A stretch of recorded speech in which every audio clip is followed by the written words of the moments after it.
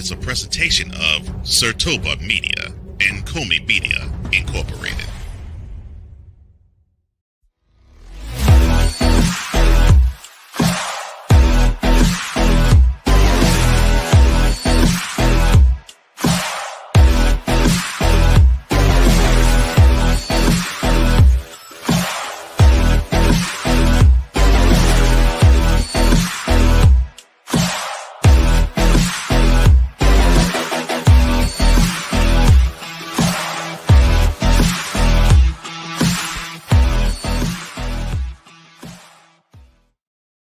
Justin Tucker suspended for the first 10 weeks of the NFL season for violation of the personal conduct policy. The CFL has momentum, but not sustainable, with only two teams turning a profit per the commissioner. And Pittsburgh Steelers quarterback Aaron Rodgers said that he's pretty sure 2025 will be his final season. All that and more on this edition of Total Football Talk.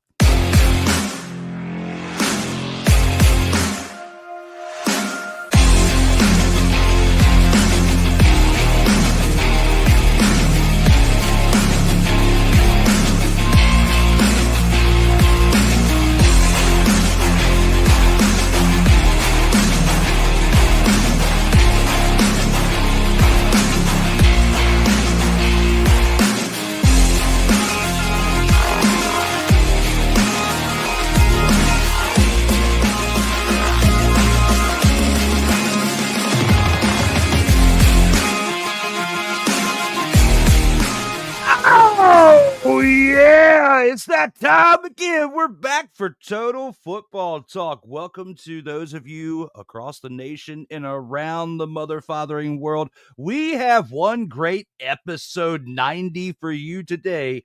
And as always, they say special guest, but this man's been here so much, he is not a special guest anymore. He is one of us.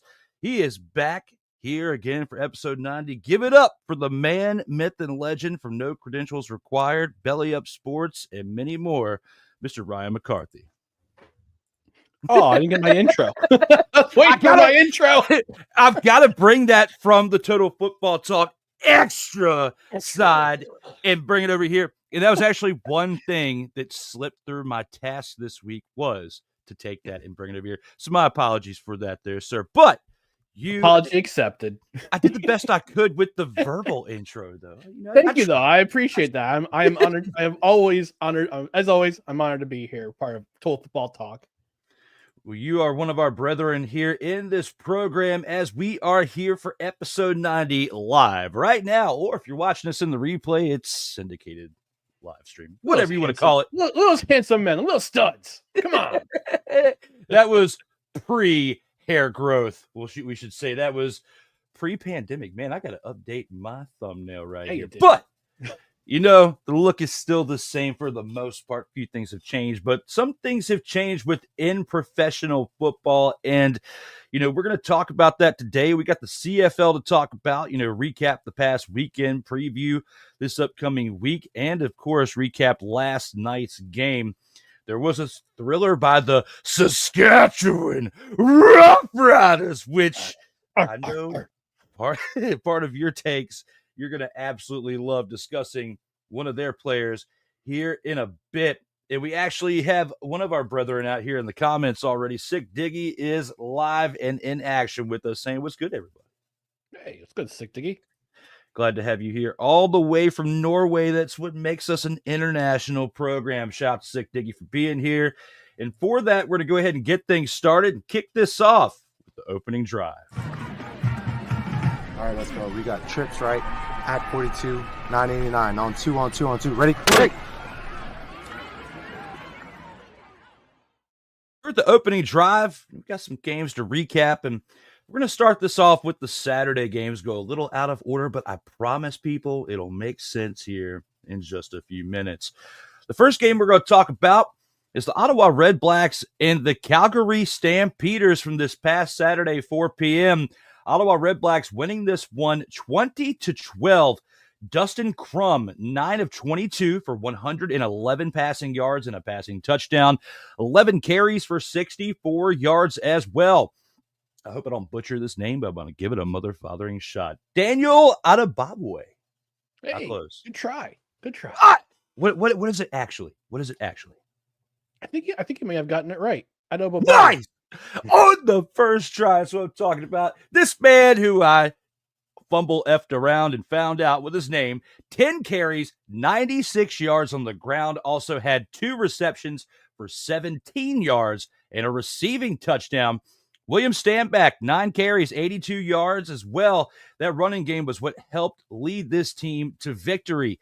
Khalil Pimpleton, 2 receptions for 31 yards, as well as Keelan White's, my apologies, 2 receptions for 29 yards as well. The Redblacks defense had 2 sacks on the day and an interception by Charlie Ringland. Lewis Ward came through as a kicker, but did have 1 miss. He was 4 of 5 on the day of field goals for 13 points. VA on the other side, VA2 for the Calgary Stampeders, formerly of the BC Lions, Vernon Adams Jr. He had 17 of 32 completions out of attempts for 218 passing yards and an interception, along with 3 carries for 21 yards on the ground. Dedrick Mills, 15 carries for 96 rushing yards and a touchdown, along with 4 receptions for 27 receiving yards. Good old Clark Barnes continues to shine as the top-tier receiver for this team. 2 receptions for 61 yards as the receiver, number 1 for the day. Dominic Rhymes right behind him with 3 receptions for 58 yards. But the Stampeders defense couldn't really muster much up on the attack for the defensive side, only having 1 sack on the day. Rene Paredes, the kicker for that team, 3 of 4 on the day for field goals for 9 points. Looking back on this, Ryan, what are your thoughts on this contest, and what could Calgary have done differently to really stay in this game? Do you have that particular graphic about bowling? Ooh.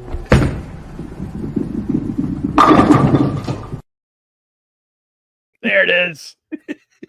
You had sent me a message on Facebook Messenger on Saturday. I was out and about, so I didn't catch much of the game. I caught the highlights. I wish I didn't, but I caught some of the other highlights on social medias, and you were saying, "Man, this game is a dog of a game." Not in a good way. I saw the score. And I saw some of the highlights that were posted on Twitter, and I just wrote back, "Bowling shoe ugly." He did. I did. And this was indeed a bowling shoe ugly game. I watched the replay on social media. From what I understand, the Stampeders, Calgary had they had some weather come through. It felt like fall. A kickoff. It felt like a fall kickoff game. 60, not even 60 degrees, wind whipping, rain coming down, torrential downpours at times. So it was not a football game. It was not a game that was, you could say, in the modern sense now, that is conducive to football, because we're so used to, at least in the States, we have retractable roof stadiums, and we have the climate controlled places. And the only place you really get that right now in the CFL is in Vancouver in BC Place. We'll get to that game in a few moments. But I watched the highlights. There's a couple things that comes to mind. Calgary, you got to clean it up inside your own 5, because you had several chances. You had, I think they had two or three drives that got to within their 1 yard line. Ottawa stuffed them all 3 times. You got to punch those in. This game would have been a win for this. This game would have notched in the W column. You'd be 3-0 right now, Stampeders, if you had punched that ball in the end zone. So got to clean up on that end. I know they missed Tommy Stevens, who went to Saskatchewan, to your Roughriders in the offseason. They actually signed both quarterbacks that were in the Stampeders uniforms last year, and Jake Mayer and Tommy Stevens, former Penn State alum. But yeah, I mean, Ottawa's defense came up big when they had to come up big. They forced 5 overall turnovers, 1 fumble. They recovered a fumble. They got an interception out of Vernon Adams Jr., who, by the way, and I noted this to you, has no touchdown passes this year and 3 interceptions, which is a shame, because I think he's a quarterback who's He's been a veteran in this league. He's capable of coming up with the big play. They call him Big Play VA for a reason. Now, some of it might be positive for his team that it's in his uniform. Some of it might be negative for the team in the other uniform. But he's a high risk, high reward guy. And this game had solid stats for individuals. Had solid individual stats, as you said. 17, although 17 of 32 is just yikes. 218 yards and an interception, but he has no passing touchdowns this year so far. So Calgary's got a lot of work to do. It can't depend on Dedrick Mills to do all the heavy work on offense. The passing game has to get going, regardless of the fact that they're 2-1. Last week's game, the week before, in week 2, again against Toronto, was close, and this game was close too. But on the other side, but they got the loss on this side. Ottawa, their defense picked it up. I'm proud of their defense. The first couple of weeks it's not been kind to the Ottawa Redblacks, but their defense picked it up. And Bob Dice is a better head coach than I think a lot of people give him credit for. Came in as an interim head coach a couple of years ago when Rick Campbell was dismissed during the season in 2022 when he was let go, or 2023 when he was let go. And Bob Dice has filled in, is now the permanent head coach, and he's a permanent head coach for a reason. And the defense is a part of the reason why. Defense did pretty well. Offensively, you could tell that they missed Drew Brown. And unfortunately, Drew Brown will be out again this week when they play who they play this week. It's in the rundown here. They play Toronto. They play Toronto on Sunday. Yep. Yeah. Toronto's a decent team, but I think that offense all season was going to run through Drew Brown, and Drew Brown being hurt is not good for the Ottawa Redblacks offense. Eugene Lewis had a 9 consecutive game touchdown streak snapped. Got targeted 5 times, only had 1 completion. And Drew Brown is the catalyst of that offense. And you can tell, Dustin Crum did a pretty good job himself. He got himself helped out the offense, 64 rushing yards, 111 passing yards, had a touchdown. But this offense looks a lot different with Drew Brown in the lineup, and it showed on the field on Saturday afternoon. And again, I'm proud of that defense. I'm proud of the way they played. They're not my dog of the week, but they were pretty close. They were 5 takeaways, 5 turnovers. They forced an interception out of Vernon Adams Jr. They forced a fumble. They made 3 third down stops that were huge, especially the ones in the red zone. And they came away from Western Canada with a win. And they're back in the win column, back on the plus side of things. It's only week 3 of the season. It's a long season. It's a marathon. It's not a sprint, unlike the NFL, which can seem like a sprint at times. But this seems like more like a marathon. But I'm happy for Ottawa. They got the win. Calgary's got a lot of work to do. I'm pretty sure Coach Dave Dickinson is going to be going back to the drawing board. He's got a bye week, so they're not playing this week. So he's got 2 weeks to think about things before their next showdown.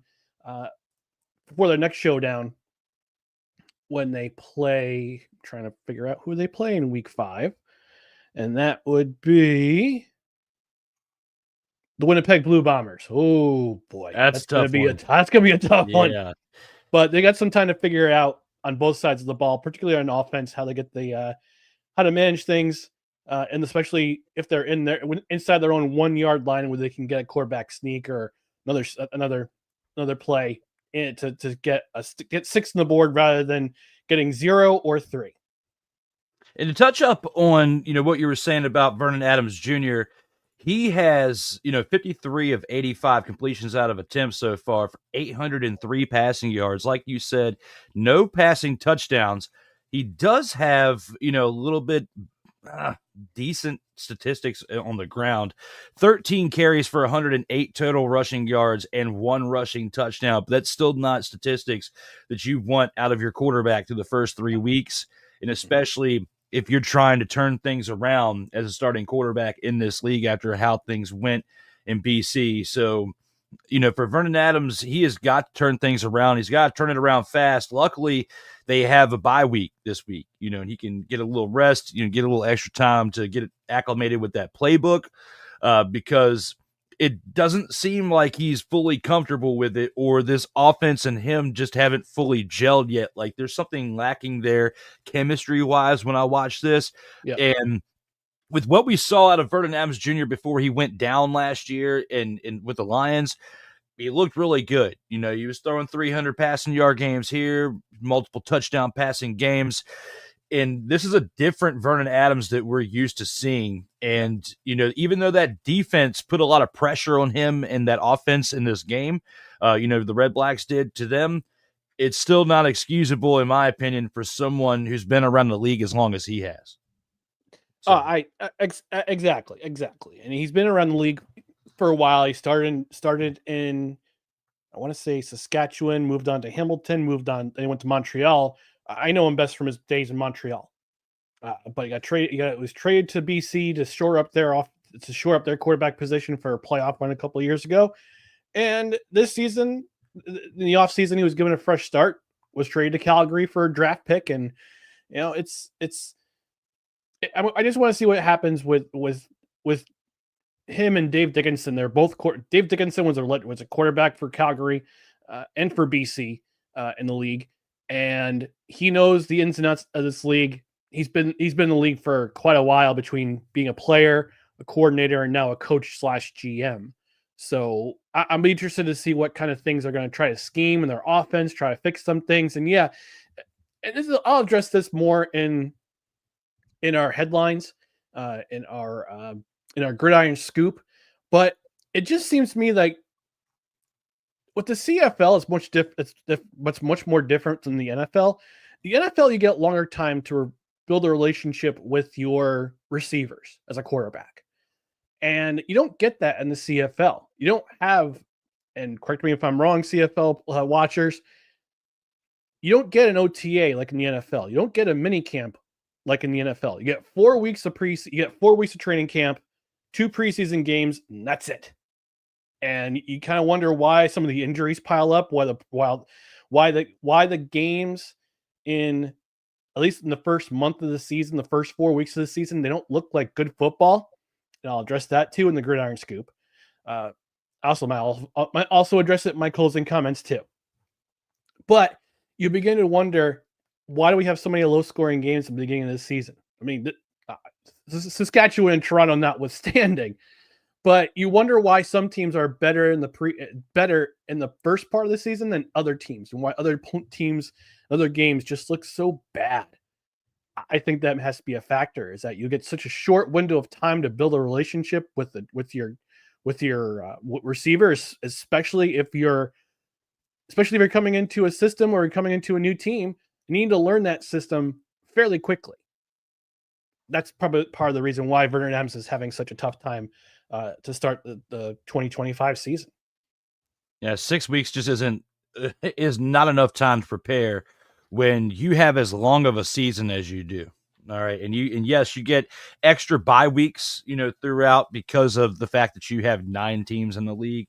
But for the amount of weeks that are in this season for the CFL, the good thing is you at least play it through primarily warm weather, for the most part, because it is a summer / early fall league, and things are wrapping up, in the middle of the NFL season. So you're not dealing with the type of weather and in the climate situations that you're dealing with over here when you have football being played in December and January and early February for the playoff runs. But yes. And I did look it up. The CFL does have mini camps. They have a 3-day mini camp. It doesn't seem like it's long enough. They don't have OTAs, which again, it just seems like if you want to be a professional league, if you want to be taken seriously, take a page out of your brethren down south in the NFL. That's why the NFL is the league to watch. That's why more people are watching the NFL, I suspect, in Canada than they are the CFL. That very good point there, and look forward to see what your additional takes are within this subject when we get to the Gridiron Scoop. With that being said, let's go ahead and move this on into our next game. And for the next game that we have to talk about the other Saturday contest, and that was the later one at 7 p.m. between the Winnipeg Blue Bombers and the BC Lions. And in this game, the Blue Bombers win as the away team 27-14. Zach Collaros 18-25, 179 passing yards, 2 touchdowns, 2 interceptions. Not pretty, but just good enough to get things going for this team. Quentin Cooley, 7 carries for 43 yards on the day as well, along with Matthew Peterson adding 11 carries for 42 yards. Carrick Weekfall had 6 receptions for 86 yards as well, and Dalton Schuin had 3 receptions for 29 yards and hauling in one of those touchdown passes from Zach Collaros. The Blue Bombers defense, 1 sack with 2 interceptions by Evan Holm and Jamal Parker. Sergio Castillo, the kicker for the team, added 2 field goals out of 2 attempts, contributing 9 points to the Winnipeg Blue Bombers win. Jeremiah Masoli steps in, backing up for Nathan Rourke, who was 25 of 44 on the day, 281 passing yards, a touchdown, and 2 interceptions. Also added 2 carries on the ground for 3 yards as well. James Butler, 9 carries for 44 yards, along with Javon Cotoy's 4 receptions for 51 yards and a touchdown. Also make things a little bit interesting for the Lions, but they just couldn't muster up enough to get it done, as Cotoy was the leading receiver for this team with those few amount of catches that he had. You got to look at as well, Justin McInnes, 9 receptions for 94 yards, and Keon Hatchers, 6 receptions for 92 yards, were contributing factors to this team, but again, not enough for them to get over the hump. The Lions defense, 1 sack on 2 interceptions. Rob Carter Jr. and Christophe Bailou, hopefully I didn't butcher that, but we shall find out here momentarily. But those 2 added 2 interceptions to the Lions defense. And with that, even though it was 2 interceptions like the Blue Bombers, it just wasn't quite enough to get it going for them, as they still lost by 2 scores. Sean White did add 2 field goals out of 2 attempts like Castillo on the other side, contributing 6 points, but again, a far cry from what the Blue Bombers were able to put up. Looking back on these numbers, Ryan, what are your thoughts when looking back on this game from this past Saturday night? I'm going to need that graphic again, Drew.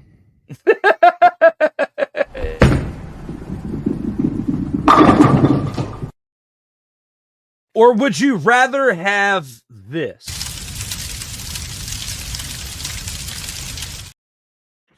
Actually, I think the second one is more appropriate. One more time.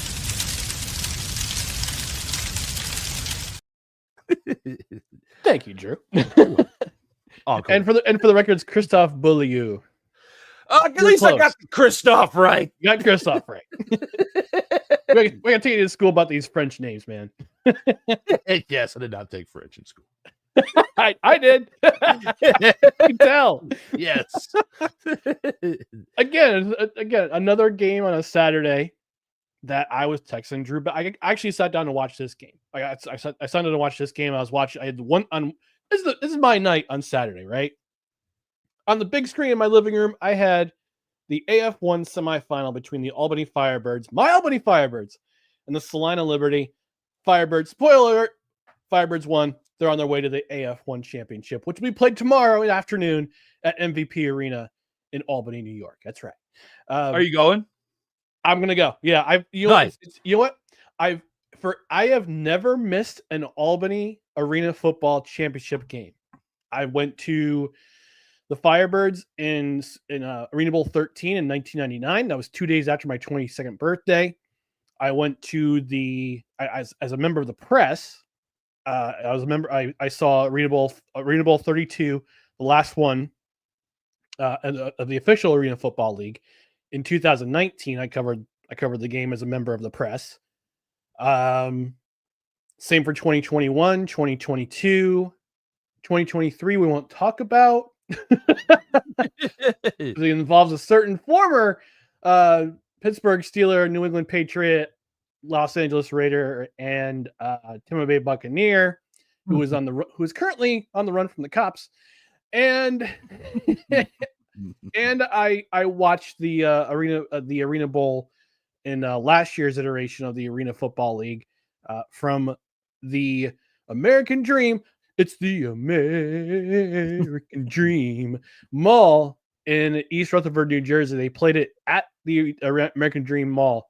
That's when the Firebirds were played. They played last year. And now the new league, AF1, they finished 10-0 in the regular season. They're trying to make professional football history as the third or fourth team to finish with a perfect season and win their championship.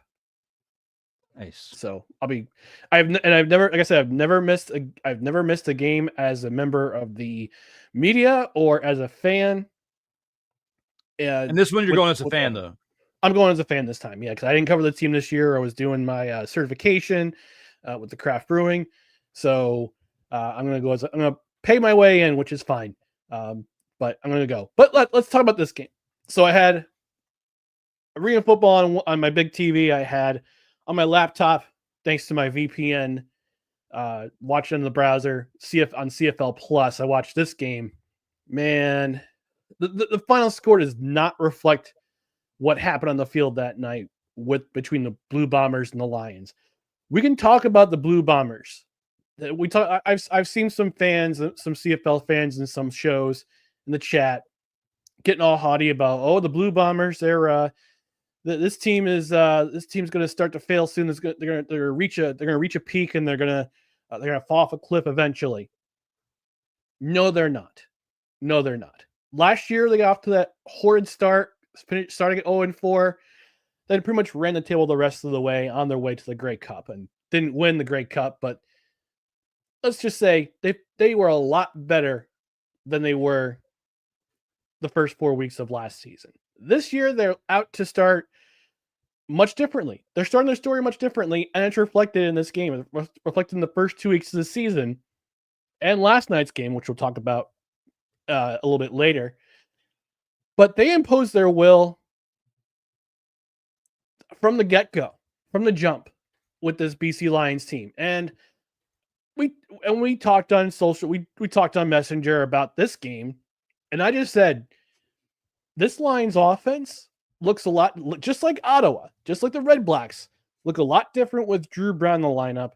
This BC Lions team looks totally different when Nathan Rourke's on the sideline. Nathan Rourke's been fighting a calf injury. I say good on them, because calf injuries can lead to an Achilles injury. I've seen it in the NFL. I've seen it it was notorious in the NBA playoffs this year. You had 3 superstars go down with Achilles injuries, even though they played with a strained calf. You need your calf to support your Achilles. So an Achilles injury to Nathan Rourke would be disastrous for the BC Lions, especially with the amount of money that they're paying him to be their quarterback for this team. But I'd rather him be healthy and be in the lineup healthy and be the better leader for this team than go on the field with a strained calf and blow out his Achilles, because that would be disastrous for this BC Lions team. That all being said, Jeremiah Masoli,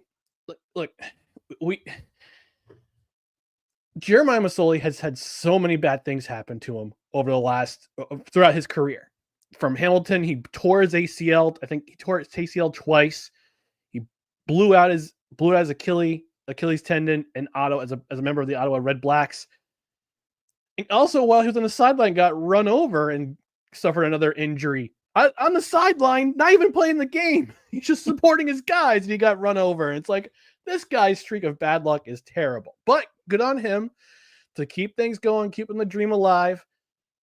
Now he's playing in BC as the backup. Now he's the starter right now with the BC Lions, because Nathan Rourke is hurt. We don't know his status for tomorrow's game against Saskatchewan. But if I'm the BC Lions fan, I'm praying that Nathan Rourke, his leg is healed up, because Masoli, God bless him, he tried. But this team looks totally different with Nathan Rourke in the lineup. And yes, he had posted impressive numbers, 25 of 44, 281 yards, and a touchdown.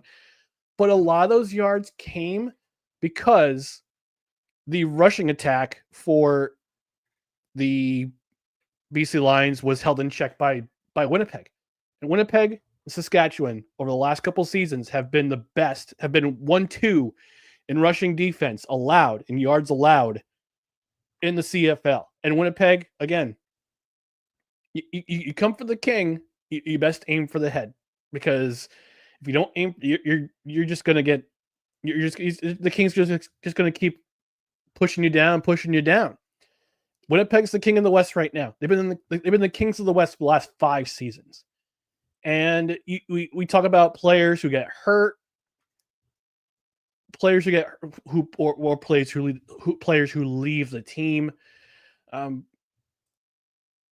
guys coming in, filling in, and it's the same for Winnipeg. Oh, the league MVP is out. Okay, Matthew Peterson comes in, 11 rushes, 42 yards. Awesome.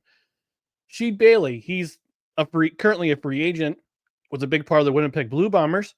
Oh, Carrick Wheatfall, 6 receptions, 86 yards, and the week before had a pretty big game. So no matter what happens with the Winnipeg Blue Bombers, they lose guys either to retirement or to signing with other teams. They just reload and they stay the same. Mike O'Shea is a great head coach. He knows how to coach up guys. He's been the kingpin of this organization since 2018. And there's a reason why he still has a job in Winnipeg, is because he knows how to coach this team. He gets the offense to his liking. They're run heavy offense. They're actually, I won't say so much run heavy, but they're balanced. This is a balanced squad right here. And their defense, they'll get after the quarterback. They'll get the turnovers at the right time, and they'll stop the run. That's why the Winnipeg is the team who they are. And BC, again, give them all the credit in the world for trying. Couldn't get the rushing going. Couldn't get the run attack going. Had to rely on Jeremiah Masoli to get the offense going.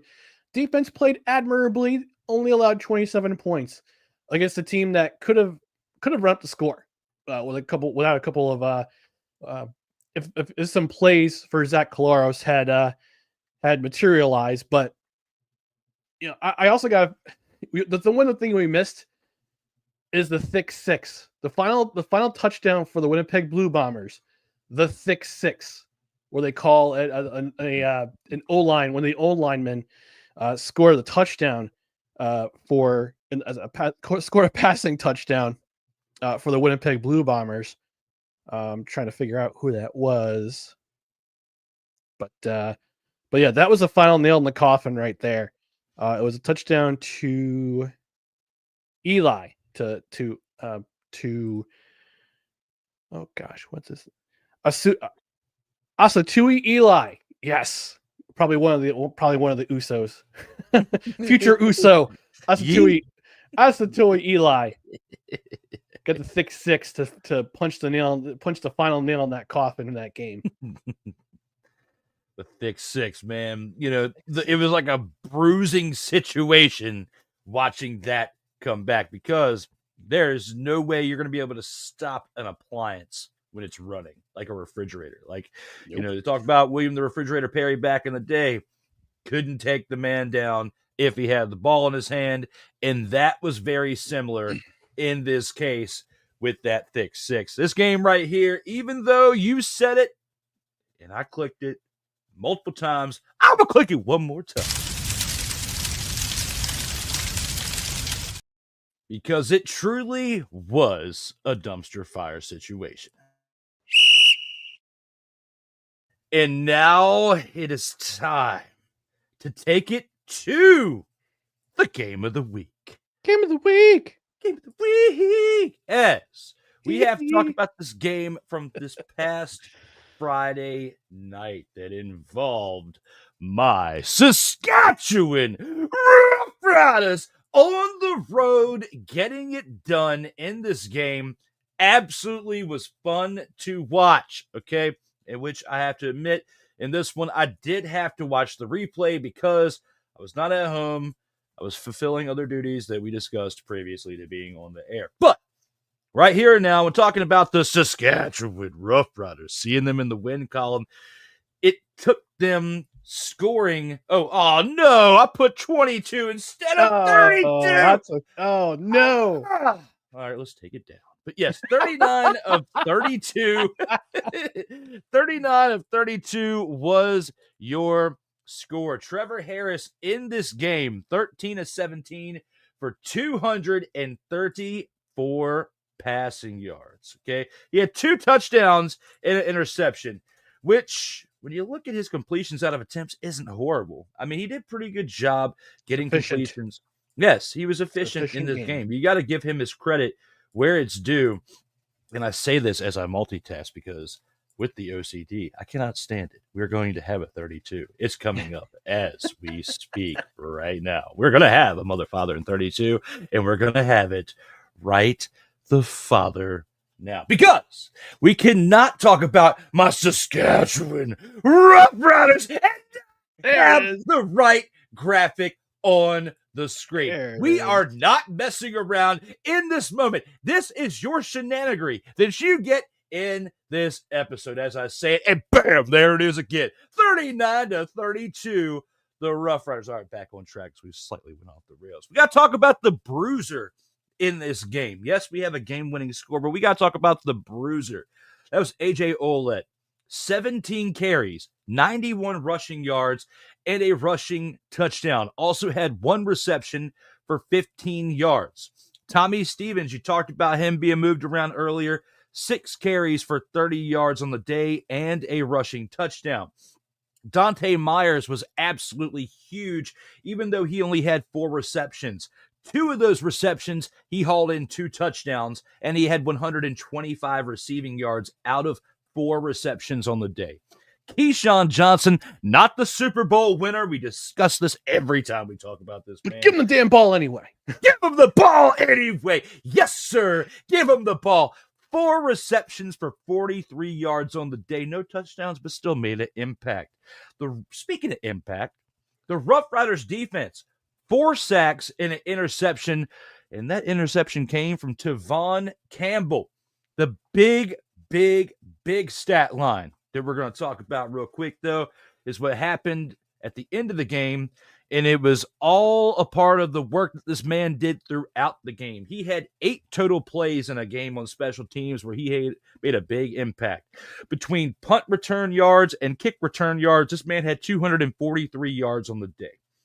He had 172 of those as kick return yards, and he even took 1 back to the house at the end for the game-winning score to make this a 39-32 game. Mario Alford is that man who did all that work, and one of the very few who deserves an MVP award for the week, and he did get one of the special team awards for this past week 3. So congratulations to Mario Alford for getting the CFL Special Teams Player of the Week award.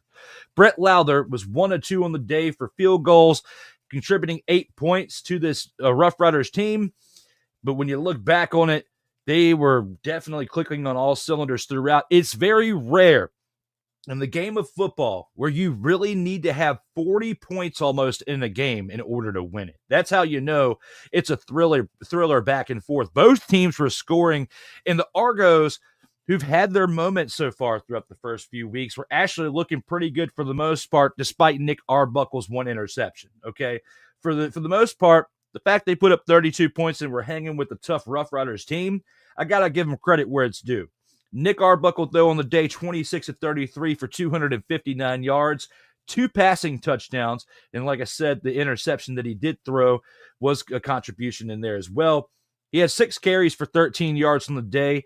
And Mayan Williams, the running back, contributed 7 carries, but only 37 rushing yards. Between him and Nick Arbuckle, only 50 yards between 13 carries. It's not going to cut it, and especially when your running back has only 1 more carry than your quarterback.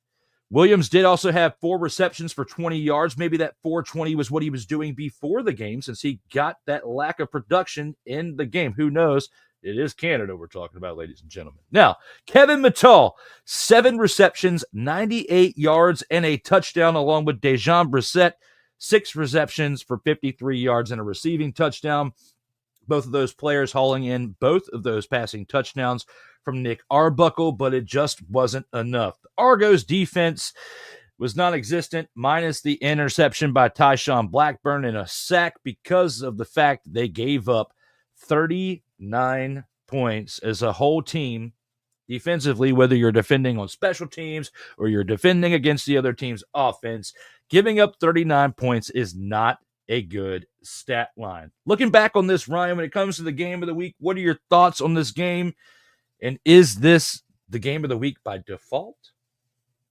Yes. I was going to joke with you saying, oh, look, another homer alert. But I had no choice. Yeah, no choice. Yes, it was definitely it was by default the game of the week because of I know you talked about the Thursday game, my Montreal Alouettes getting the win in Edmonton. That stat line again, the final score does not reflect what happened in that game. Same with Winnipeg and BC. Final score does not reflect the score. Does not reflect the stat. What happened during the game. Ottawa and Calgary. It was what it was. But this game had a little bit of everything. It had missed kick field goals that gave new life to the other team. I mean, with that at that point, Saskatchewan had a 4+ minute drive. Their final drive of the game. 4+ minute drive. They got stopped. They got stopped at the 35-yard, 20 Toronto's 25. Brett Lauther, man, you gotta feel bad for him. He misses another field goal. He's been having struggles in his kicking game throughout the entire season so far, and he missed what many could construe as a chip shot in the CFL, and you could kind of tell in his body language as soon as he hit the ball, it was going to go wide left. It was going to go wide right. It's going to go wide to the right, and when sailing out of the end zone, you get a single point.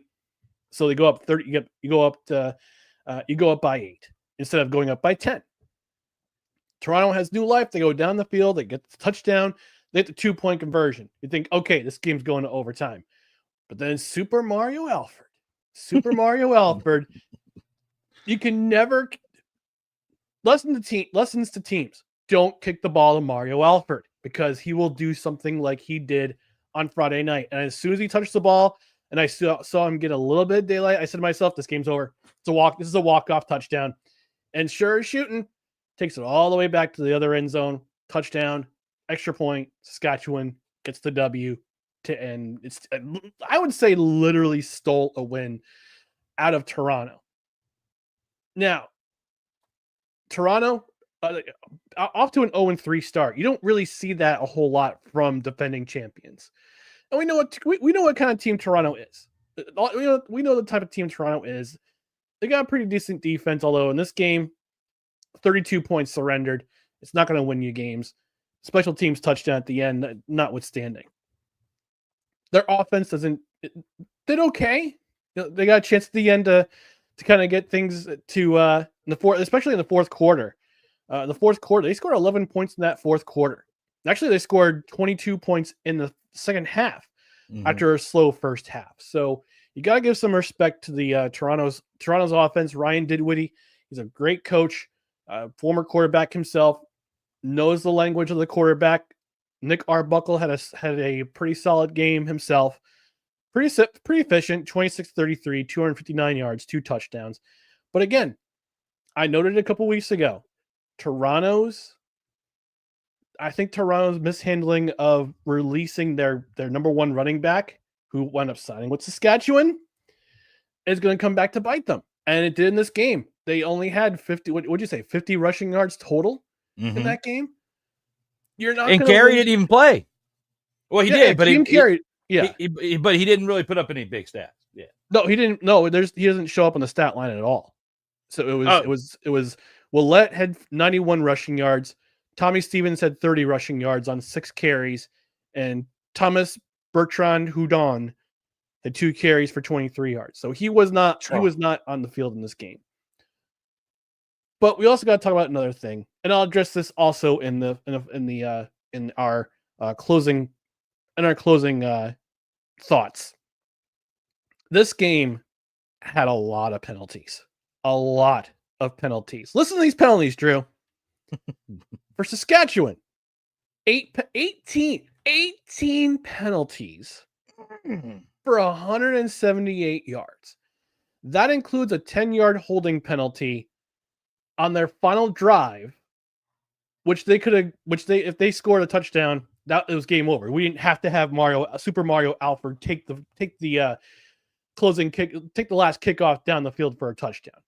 That would have sealed the game. But Toronto, you're not in the right either, with 11 penalties of their own for 129 yards. At one point in this game, the TSN sideline analyst, he's also an analyst for their NFL coverage, Luke Wilson, former Seattle Seahawk, was calling this game garbage because of the amount of penalties, the amount of yellow flags, the amount of laundry on the field. 19 overall penalties. Let me do the quick math here for 307 yards. Not for 29 penalties, 307 yards between both teams. Yes, that is definitely ugly football right there. But Saskatchewan, they played great on offense, had a great rushing attack, 144 yards on the ground compared to 55 for Toronto. Toronto's rushing offense is abominable. They should, that decision to release Kadeem Carey after their second play, as soon as camp ended, is going to come back to bite them in the butt, and it's showing right now. They're not even rushed. They're not even. I don't think there's been a game this year they've had 100 rushing yards total. They had 55 in this one. But again, granted, you're playing against one of the best rushing defenses in the Canadian Football League in the Saskatchewan Roughriders. Again, Saskatchewan, Winnipeg, 1-2 in rushing yards allowed. They're both very good against the run.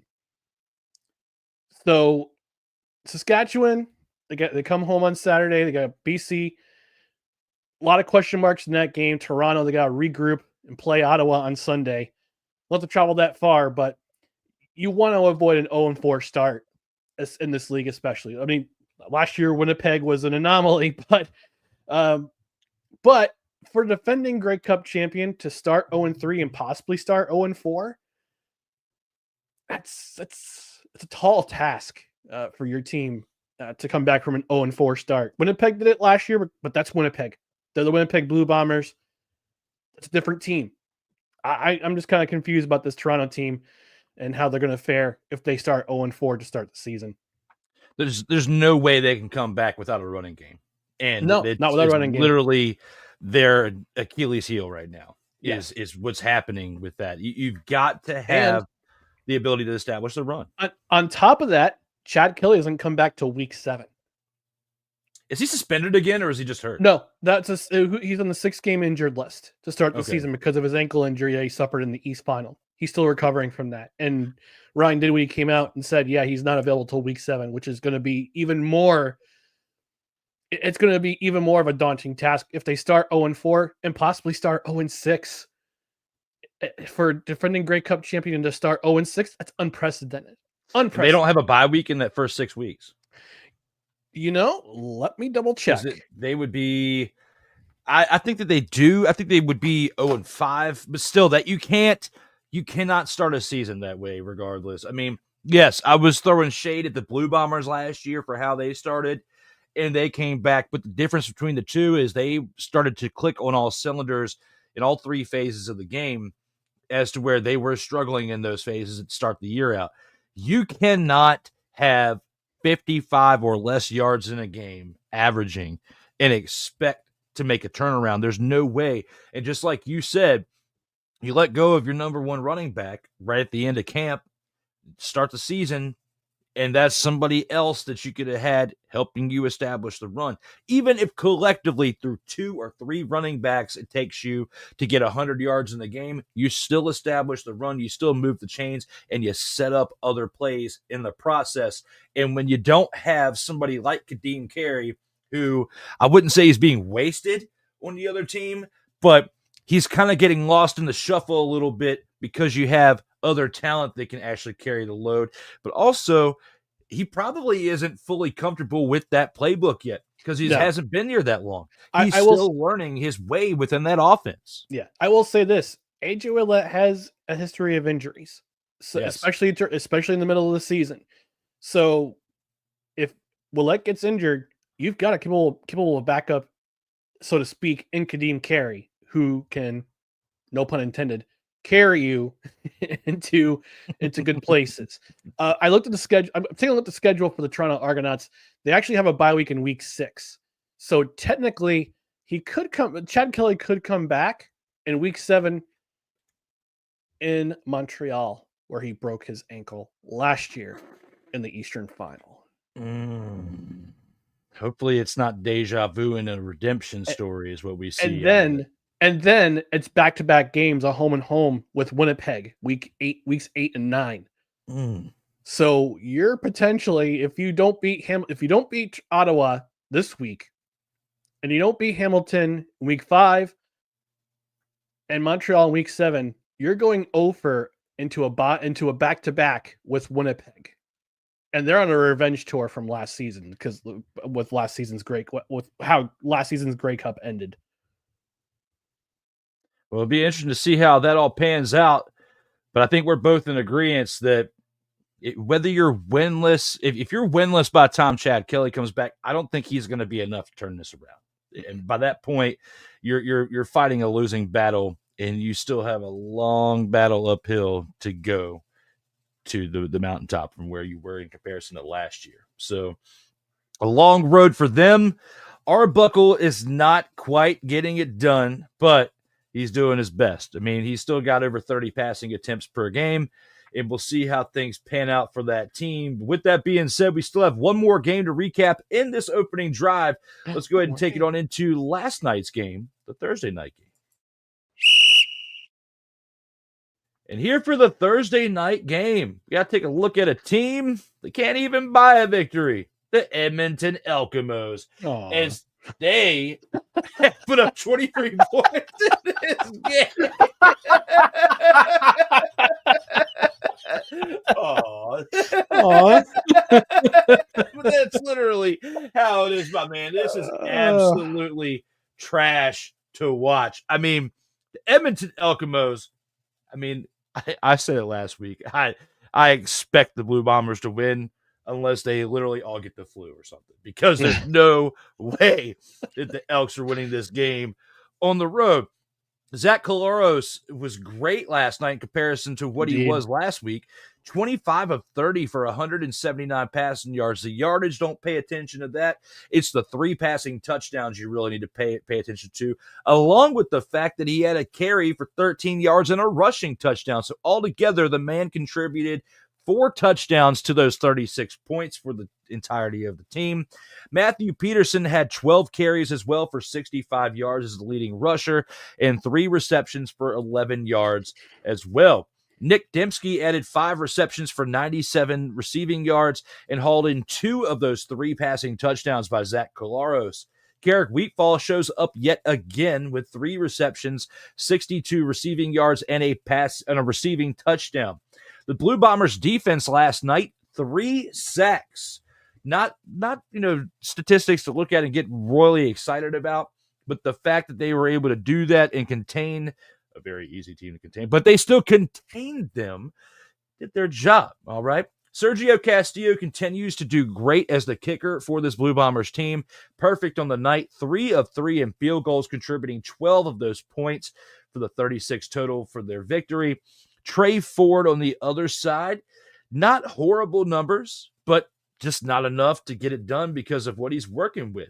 You've got 18 of 29 completions out of attempts by Ford for 252 passing yards, had 1 passing touchdown on the day and a carry for 6 yards, adding to his numbers.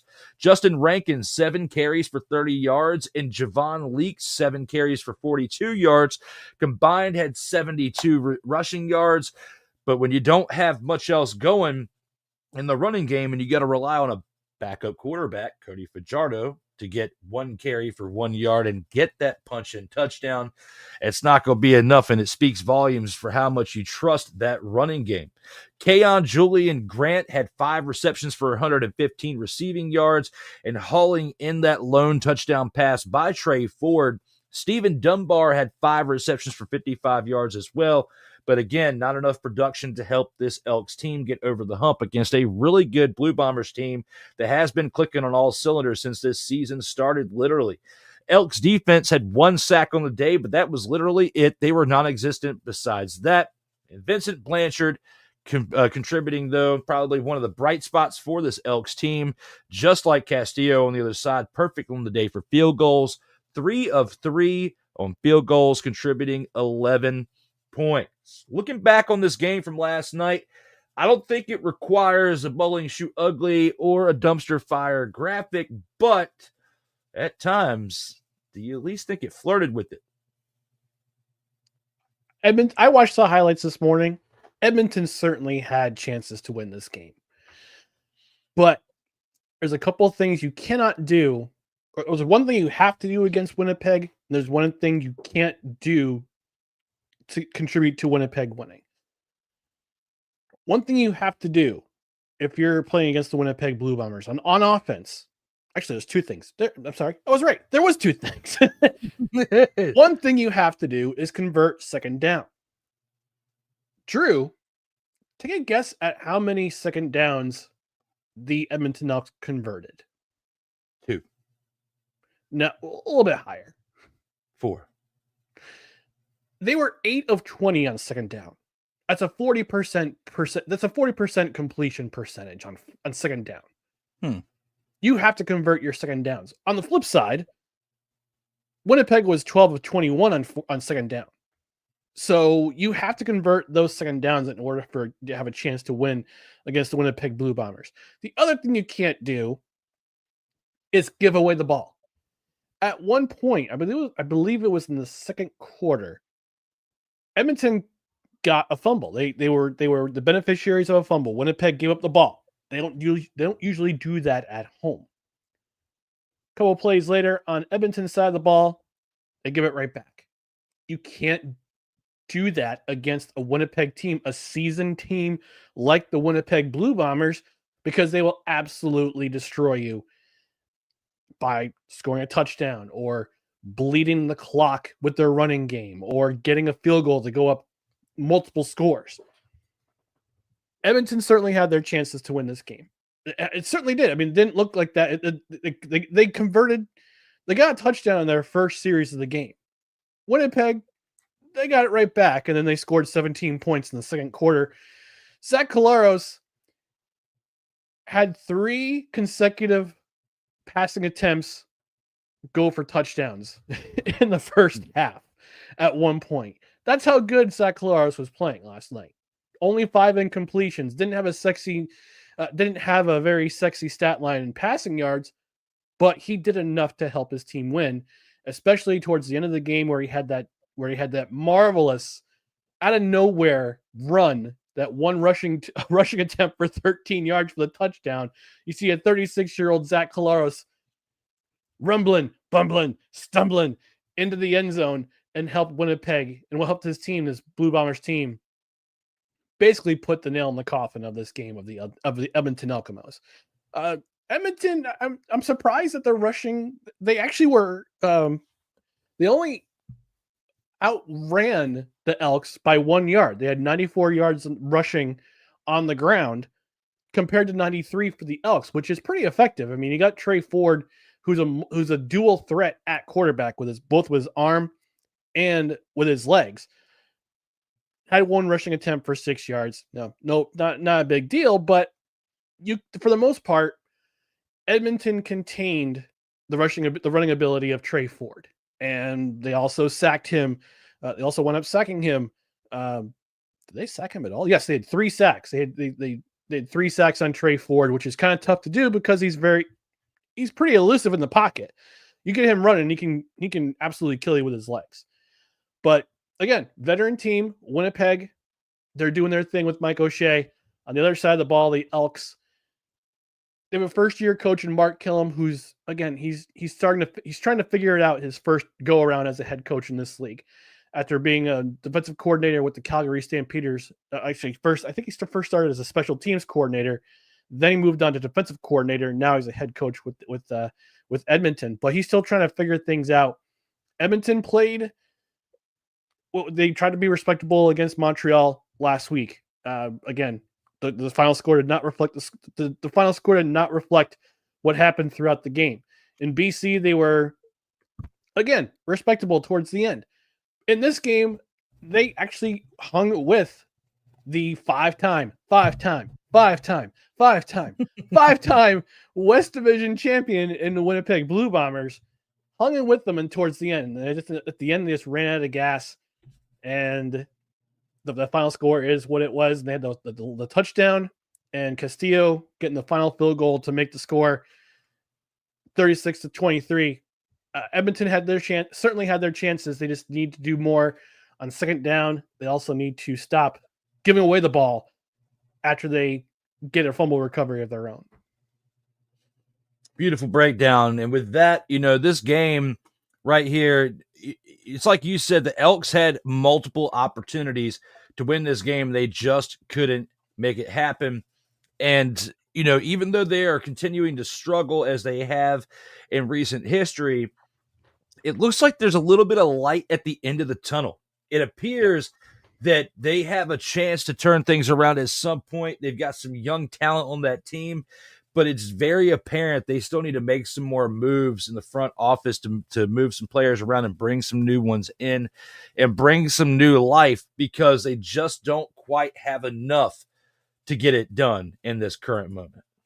Yeah. I mean, Ed Hervey, GM of the team, made some pretty decent moves in the offseason. And they got to do what a lot of teams do, like Winnipeg has done. They've built a culture around winning. They built a culture around success, being successful, getting the wins, and establishing who they are and imposing their will on other teams.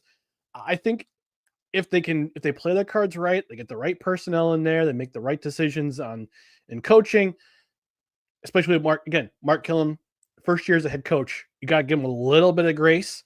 And yes, Edmonton's history over the last decade has not been great, but things can turn around, and it can turn around pretty quickly in this league.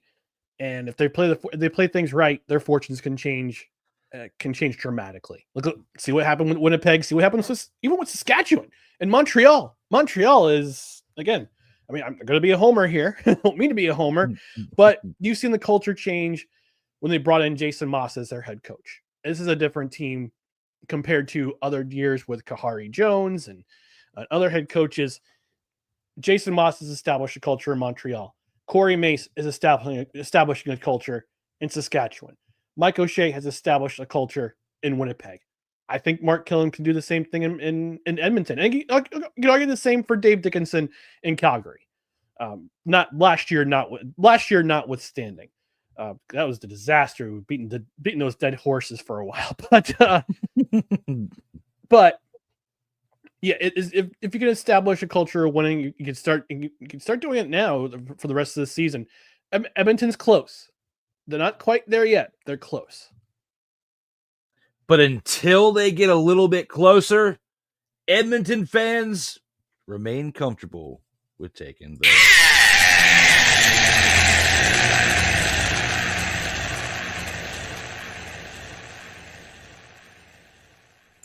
unfortunately, but it's the truth. Oh. With that being said, we've now gone through the entirety of the Gridiron Scoop. It is now time to take it on into a section where we get to discuss our favorite player of the week.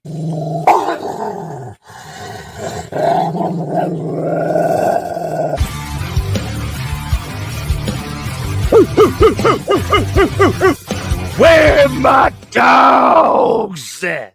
It's time to start talking about the grand champ of the week. It's like I got my dog to my side right here.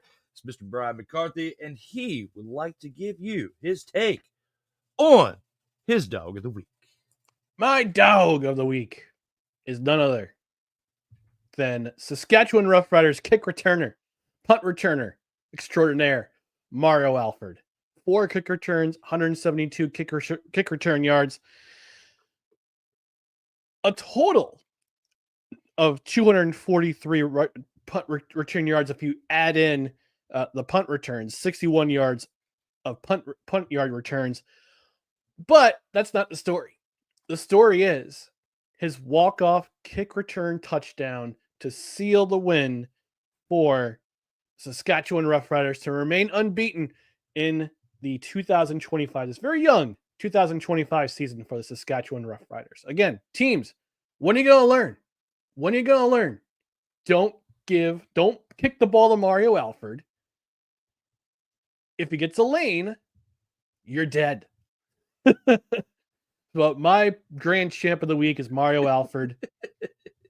243 return yards between kick returns and punt returns, including that walk-off for the touchdown for Saskatchewan. Absolutely great pick. And especially when it involves my Saskatchewan Roughriders. And with that being said, I may be a little bit of a homer with this, as I had to also give somebody from the Saskatchewan Roughriders a selection for my pick in Grand Champ of the Week. I'm going with AJ Olette. 17 rushes for 91 rushing yards. 1 rushing touchdown, also add 1 reception for 15 yards. He knew what his assignment was and delivered. AJ Olette, my selection for Grand Champ of the Week. Yes, he may have a history of injuries, but this man, when he is on the field with the long flowing hair, something that I can relate to out here. I'm jealous. Absolutely relate to. He absolutely crushed it in this past week's game. And for that, I have to give him my selection for Grand Champ of the Week. I promise you my pick was not to butter up to the host. That's the kickoff. The kick return touchdown was basically what sealed it for me.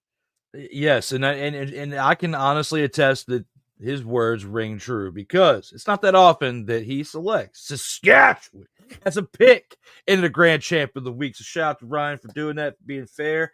I, however, will admit here candidly on camera that my pick was the homer pick because of the way Saskatchewan has been played. It just warms my heart. Speaking of warming hearts, we got to give a shout out to the fans real quick before we go into the next segment, because we got some comments we got to acknowledge. We got Mickey Delaney in the house saying, "Hi, Drew, and hi, Ryan." What's up, hey, Mick? Mickey, what's going on, buddy? Long time no see in the chat. Glad to have you out here. And we got Dante here in the house. Glad to have him, as he says, "What's up, guys? My cell service has been terrible the last few weeks. It's understandable, brother. I get it. You know, here on the East Coast, Ryan knows about that East Coast cell tower action. When you're on the road and when you're moving around out there, it's not always the greatest. So, and when you're dealing with weltering heat out here, all right, can smack down that cell service a little bit. I work in IT. You do a little bit. You know the effects of weathering. Well, you used to. You would know the effects of how weather can affect technology. It also says, "Sick, what's up?" And Mickey, what's up out here? Saying what's up to everybody out here in the chat. Thank you, as always, for tuning into this live, as we have a great show ahead. Now, with that being said, even though we've got some more things to talk about, we're going to go ahead and take a quick commercial break. And when we come back, we'll see you guys here on the other side. All right, let's go. We got trips, right? At 42, 989 on 2. Ready? Ready.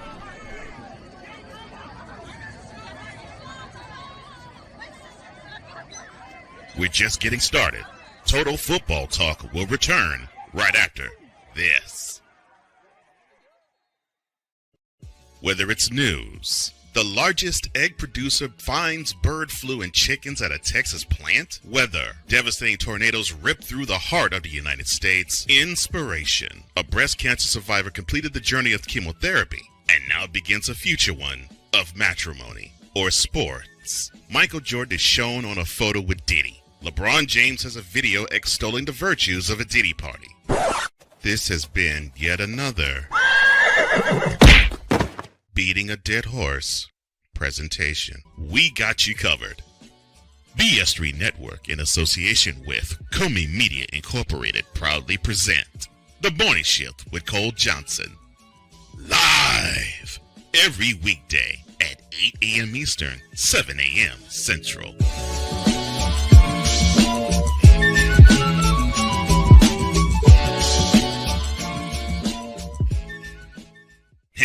Eagles fan. Join my man Cool McCain and a host of others as they break down every single game, every single week in an objective manner, and also from a fan's perspective as well. Remember, this cast feels just like you. Nobody likes you. And you don't care. Fly, Eagles, fly. Eagles Elite Podcast. Every Wednesday at 8:30 p.m. Eastern on YouTube and other podcast outlets.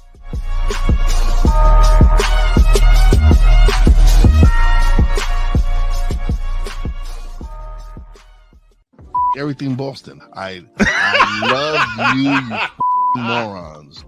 New Kids from the Block, New Edition. Dear whatever the law firm is. Sincerely, the U.S. Supreme Court. Ben Affleck, Matt Damon. Go yourself again, Jason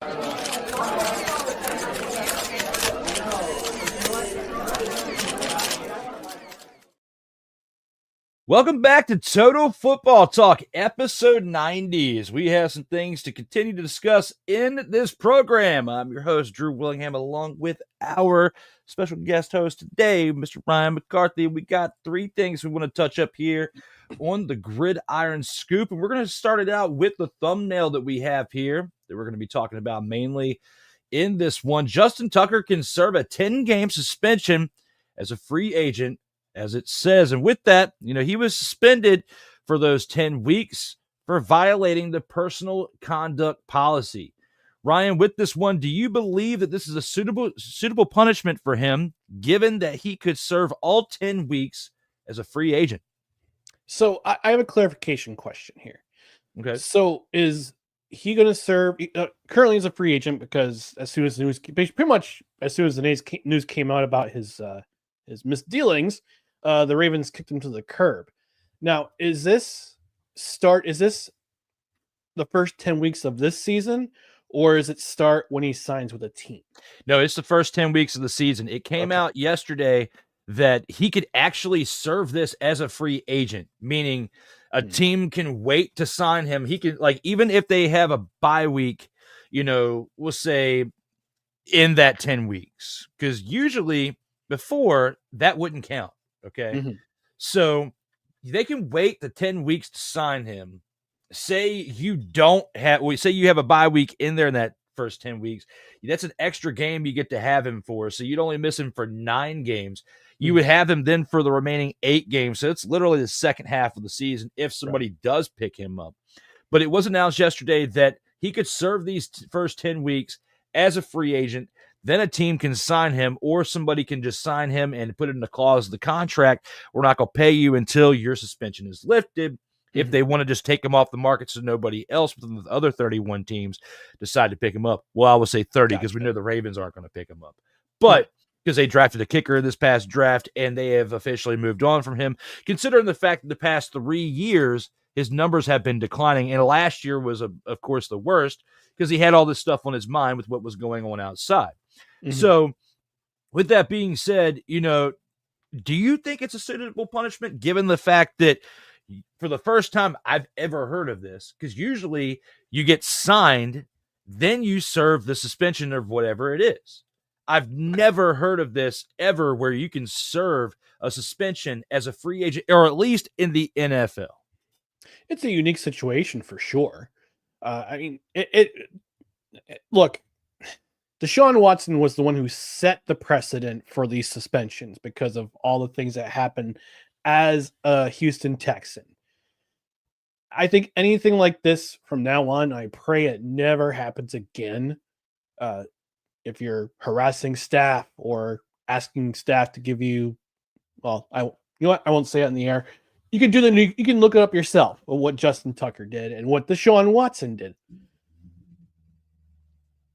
I think it's a fair punishment given that the NFL suspended Deshaun Watson for 10 games after he was found to have all these things going on with him. So the same punishment, the punishment's going to fit somewhere, and Deshaun Watson set that precedent for these types of punishments for these types of things. So I think it's an appropriate punishment. And yeah, if a team decides to sign him during his suspension, they have to have that clause in his contract because of the way the NFL and the NFLPA work together, or under the collective bargaining agreement, that he has to serve his suspension before he can start playing. He can start playing for his newly signed team. So I think this is a fair punishment. Yeah, it's. This is not an episode of In or Out, but I slightly disagree with it because, it doesn't. I mean, the player has to miss 10 games, of course, 10 weeks, but I just feel like you need to be on a team and signed before you sign it. So that way, if the team decides we're going to sign you week 4, you got to wait until like week 15 to play because, you have to serve your 10-game suspension. Mm-hmm. So if a team doesn't want to sign you in week 1, why are they even really going to want to sign you in week 5 or so on and so forth? I just don't really fully agree with it's a full punishment if you're already on the sidelines anyway, because you're not on a team. It's not affecting you. It's not affecting your wallet at that point because you're literally in the same boat as if you were just a free agent for those 10 weeks. You're not really serving punishment. It's just like them saying, whether you had a punishment on paper or not, or not a fine on paper or not, it's literally the same as just sitting out as a free agent during those 10 weeks and a team signs you, if that's what ends up being the case. And I feel like even though Justin Tucker has slipped over the past few years, there are still at least a dozen teams out there that could be, upgraded with his services because their kicker.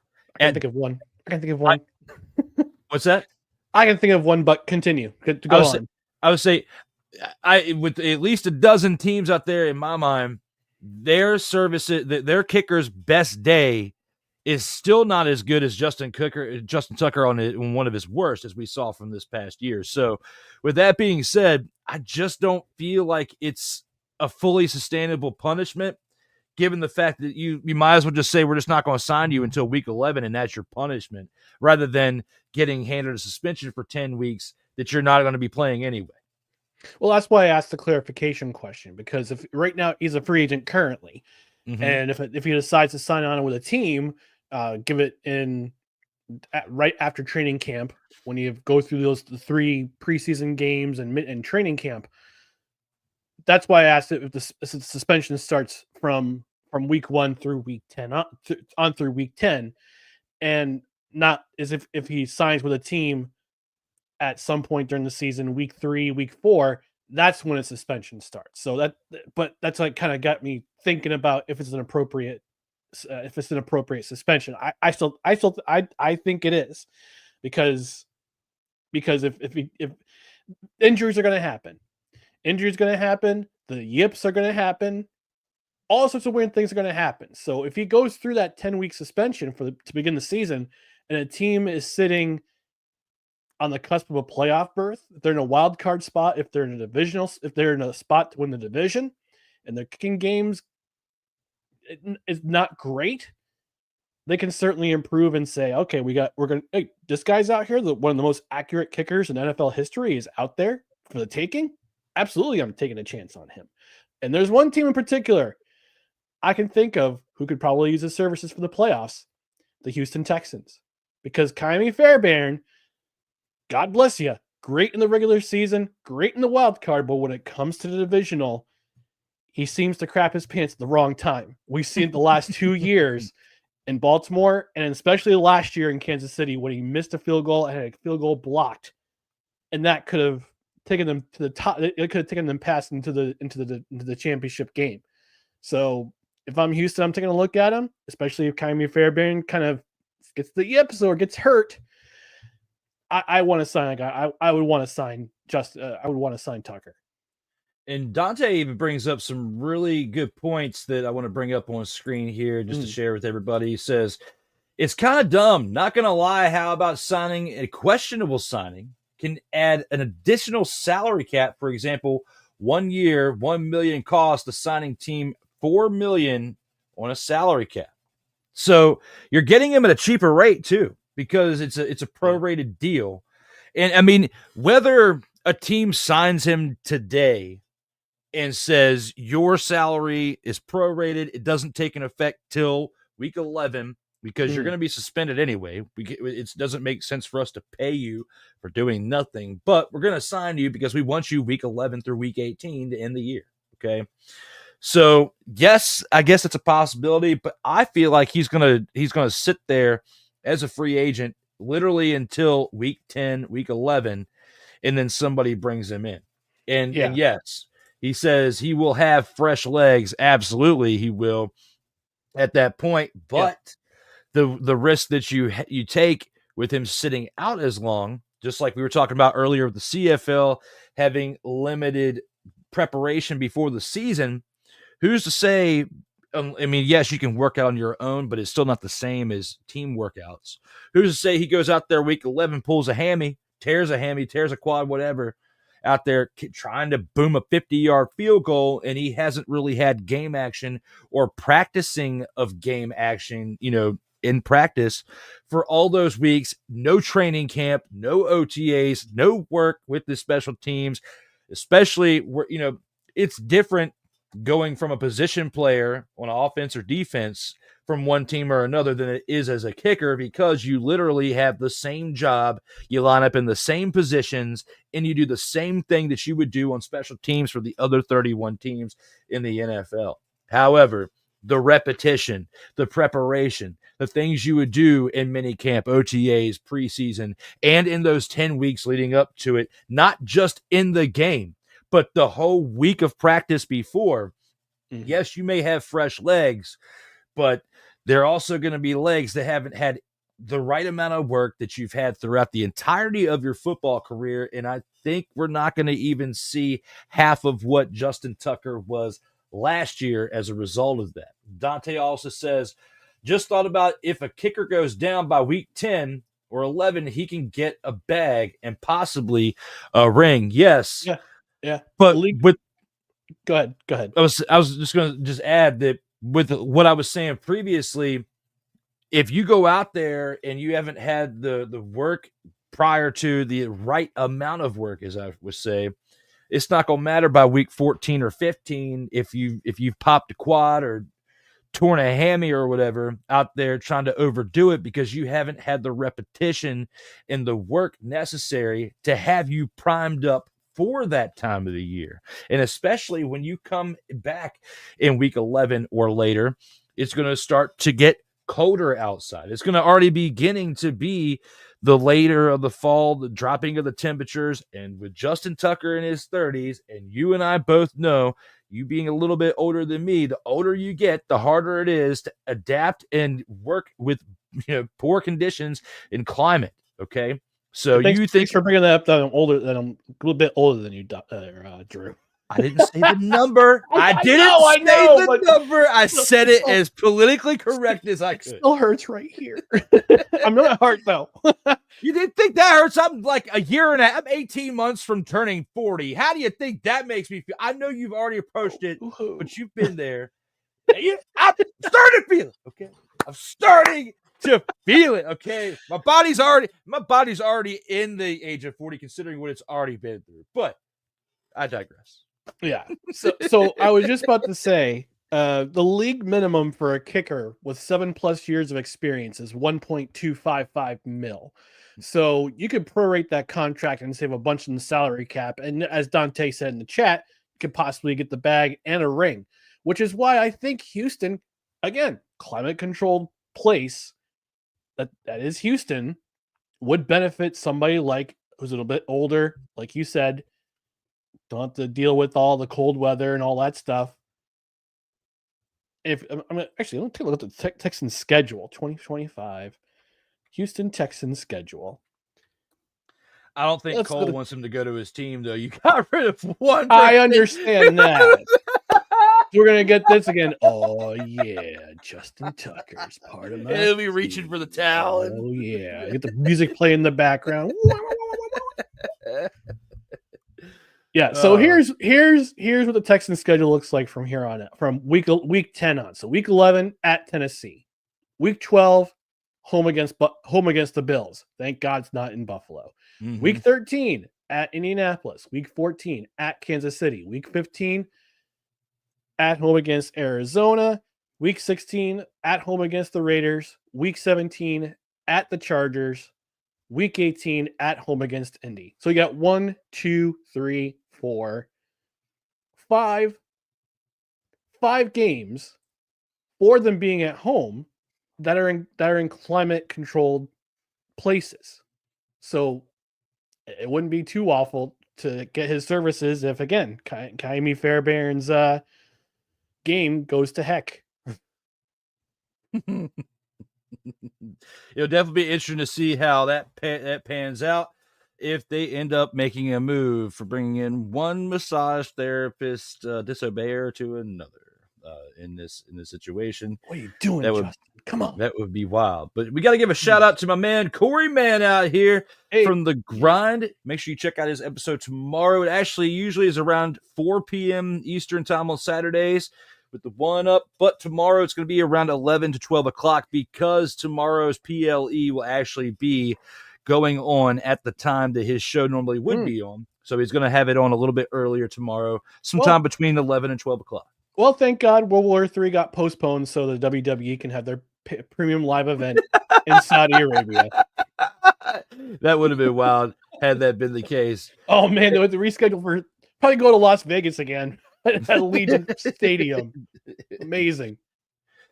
Corey does ask, would Tuck even be worth that $1.255 million? He was not the Tuck we've known last season and a half. Very good question. It's a great question. I mean, what have come out been on the back of his mind the last season and a half, which is why we haven't seen the ice cold veins, the cold blood, the cold water veined Justin Tucker that we have been accustomed to over the past decade. Could have been. He was. I wonder if this would be appropriate to say, considering the Diddy case that's going on. But I wonder if he had lubed up veins and a little bit too much. And wow, that's why he was unable to concentrate. Well, they only wore white away from the stadium and they're in away games. Yikes! Dante says that he sees what I'm saying. God. Dante says that he sees what I'm saying, but this is Justin Tucker. How do you call if you lose your kicker before the playoffs? How don't you call if you lose your kicker for the playoffs? No, you got a very good point, and I think teams will, and they will be fielding calls for him, and he'll go somewhere. My thought is just like Corey said, for the last year and a half, he hasn't been the same Tucker that we've seen, and for that, you have to take that into the equation. Yes, he's going to get that guaranteed, league minimum because he's been in the league as long as he has. He will get that 1.25. It's still a lot better situation to pay him 1.25 than you're paying the other massage therapist abuser who gets paid way too much money to sit on the sideline, regardless of the injury. When you go back to how he was playing before the injury, was literally robbing the bank. So I would much rather take a chance on a league minimum player who already has a Super. Well, no, he doesn't have a Super Bowl. No, yeah, he does. Was he? He was a rookie the year that they won, right? I want to say, please, Tucker. Real-time research at work. I believe he was the kicker. I could be wrong. Yep, Super Bowl champion. Yep. Yeah, so he was, and I think it was his rookie year or the year after because his rookie year because him and Flacco came in relatively around the same time. Flacco maybe a couple of years before him.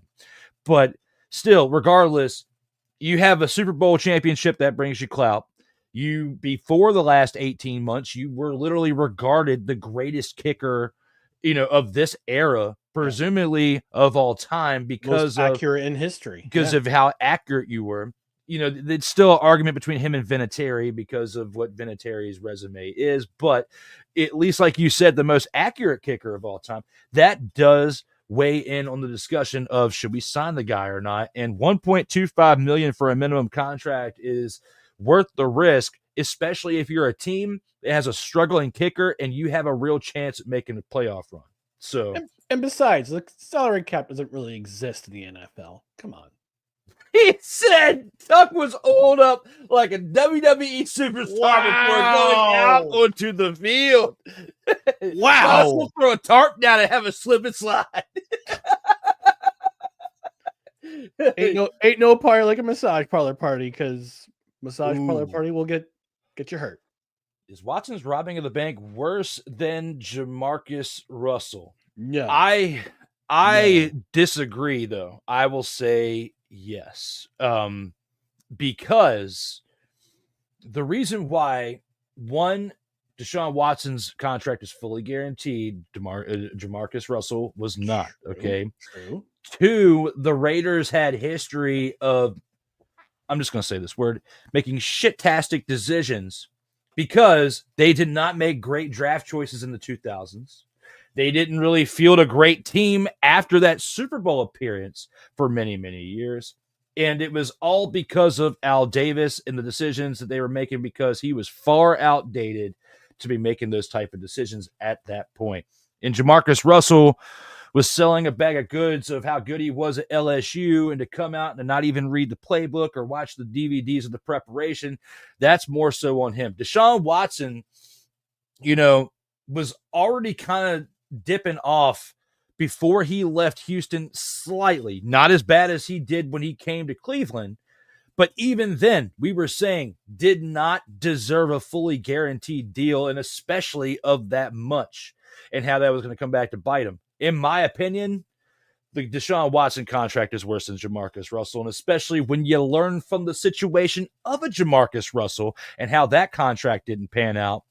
I understand giving Deshaun Watson that money if it wasn't fully guaranteed, and he had to earn that through incentives throughout that contract deal, but not the way that it's structured now. That's the worst contract in my opinion. I will say Jamarcus Russell was worse because he was out of league in 3 years after signing an entry-level contract that he got. He got $32 million guaranteed from that contract. Now, great.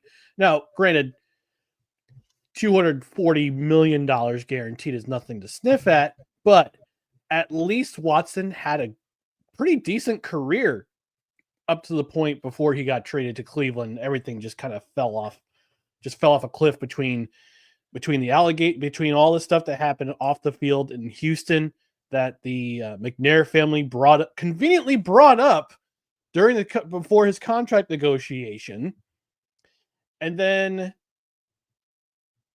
goes through that 10-game suspension, has an okay end to the 2022 season, then breaks his shoulder in 2023, then blows out his Achilles in 2024. So he's had an amazingly bad streak of luck in Cleveland.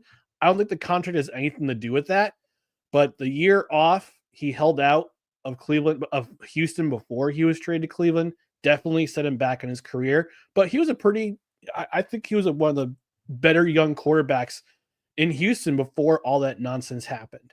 And like JJ Watt told him in, was it the end of 2019 or 2020?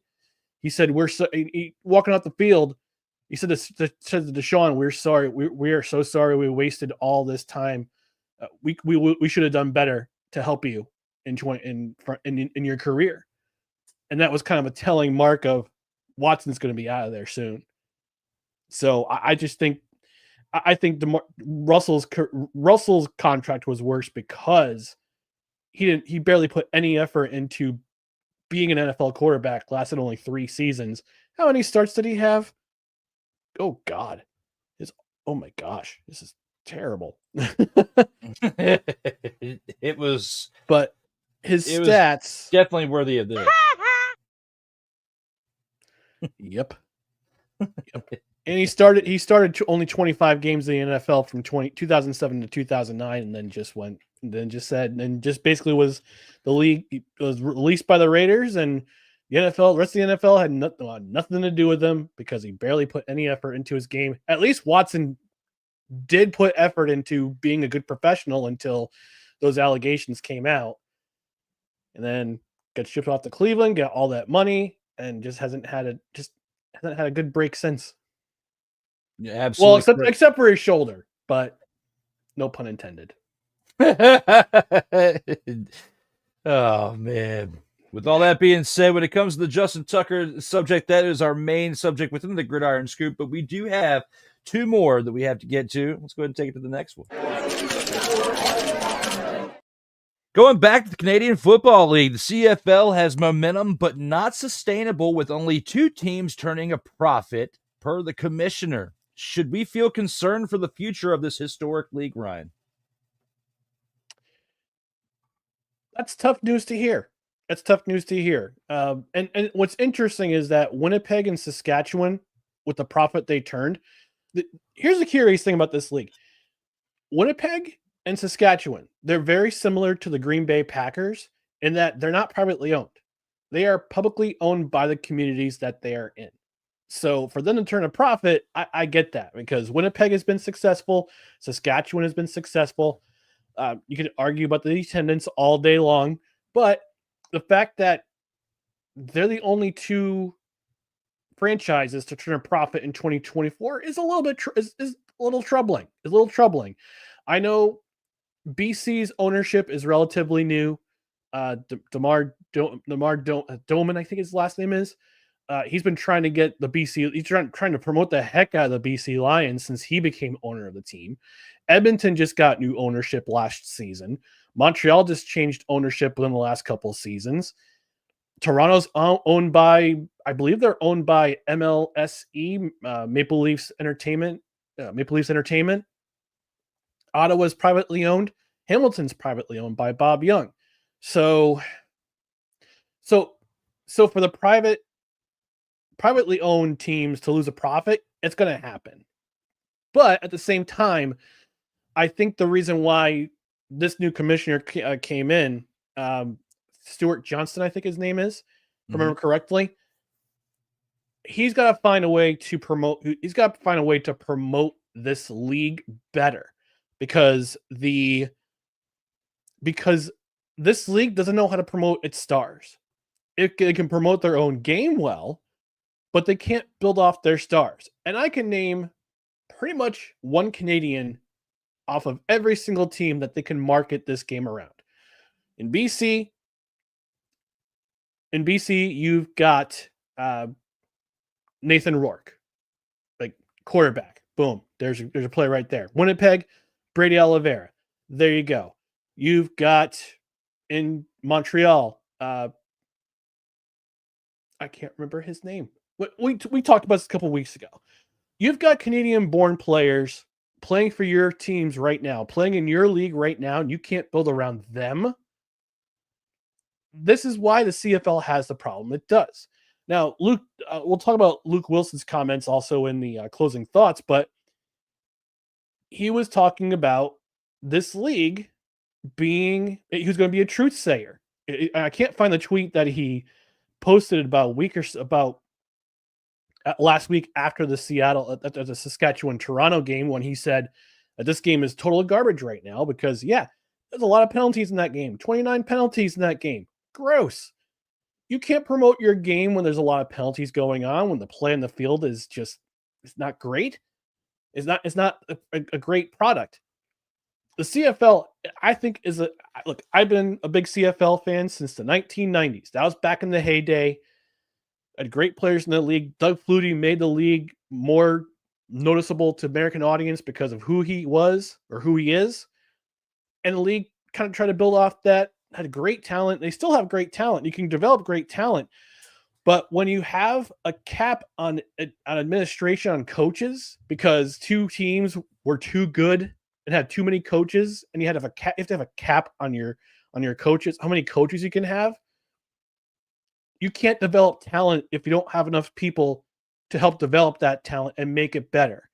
And I think what the CFL can do, as I mentioned in our previous segments, you have to make it a professional league. You can't have guys make a league minimum of like $50,000 and try to hold a job in the off season. Those days are over. Those days have been over in the NFL for at least 40 years.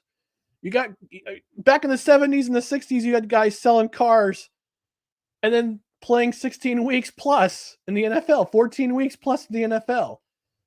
Those days are over. You can't allow your players to be professional players and yet not pay them enough to have a job. So I think Stuart Johnson's job is to help get more money, more revenue in the pockets of into those organizations that are losing money, and they got to market the game better. The way you drive revenue is marketing your game better to pay your players more, to make the league a lot more accessible to the kids. You can't just be sitting back you just can't be sit back on your heels and saying, well, this game is good enough to market itself. No, you have to market it around the players that are the superstars in this league.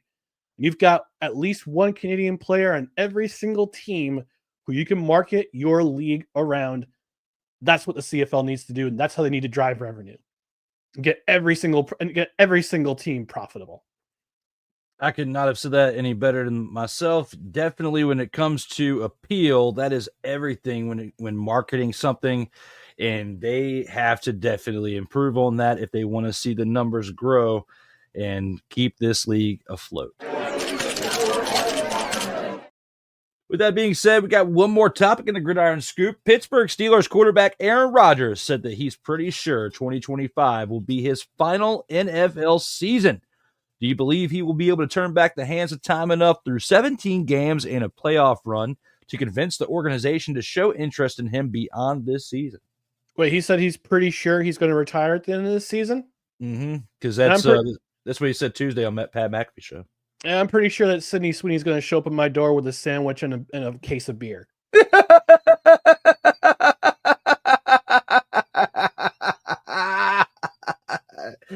Ryan disagrees, thinks that he's going to keep on hanging on like a Brett Favre did at the end of his career. Yeah. Look, I'll give credit where credit's due to Aaron Rodgers for his 2 seasons in New York with my New York Jets. He tried. He tried his best, but that team was just so dysfunctional.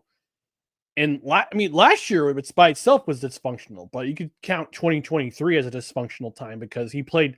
You can't really count that because he only played 4 downs. He only played 4 plays before he busted his Achilles. But I'm curious to see what happens with the Steelers team. I'm curious to see what his relationship's going to be with, how his working relationship's going to be with Mike Tomlin, because one of these two guys is going to be overruled. And we all know that the Brunies don't like to rock the boat when it comes to free agent acquisitions. They like to develop their talent from within, which is why they've been so good and so consistent in the last 50 years that this team has been in the spotlight from the 70s and those 4 Super Bowls they won in the 70s, middling in the 80s, and in the 90s they started back up again with Bill Cowher and now Mike Tomlin. But this is going to be something to watch for sure in 2025. As far as being able to believe that he's going to turn back the hands of time to get through 17 games and bring the Steelers back to a playoff run and possibly a Super Bowl, I don't think it's going to happen. I think Pittsburgh will be competitive in a lot of games, but there's going to be a lot of games where they're just going to not look like themselves. And I don't think, Aaron Rodgers is going to be 40. Is going to be 41. I think 42 years old in December. Mm-hmm. So Father Time always catches up with you, my man. Just ask me. I'm a few years older, but it does catch up. He does catch up to you. I definitely do agree with those sentiments. I don't think he's going to be able to make a long playoff run. He might be able to help get them their first playoff win for the first time since 2016. I think that if they make the wild card and they can get through the wild card round, I think that they can win at least a game and help at least snap that streak. But with that being said, I don't see them in the Super Bowl. I will be surprised, and I will be over here eating the crow if necessary if they do make it to the Super Bowl. I will say that I will eat my own words. And if anything, he's going to do enough to get points on the board. But the Steelers, the way the team runs to the defense, there's a reason why the Pittsburgh Steelers have the most expensive defense in the National Football League. They're good defense, although the last couple of weeks of the last season, they just hit a wall and they just couldn't recover. But that team, they win through their defense, not necessarily their offense. And it's a guarantee that we, at some point, through those 17 games that they play, might have one of them, if not him, show up on this next segment.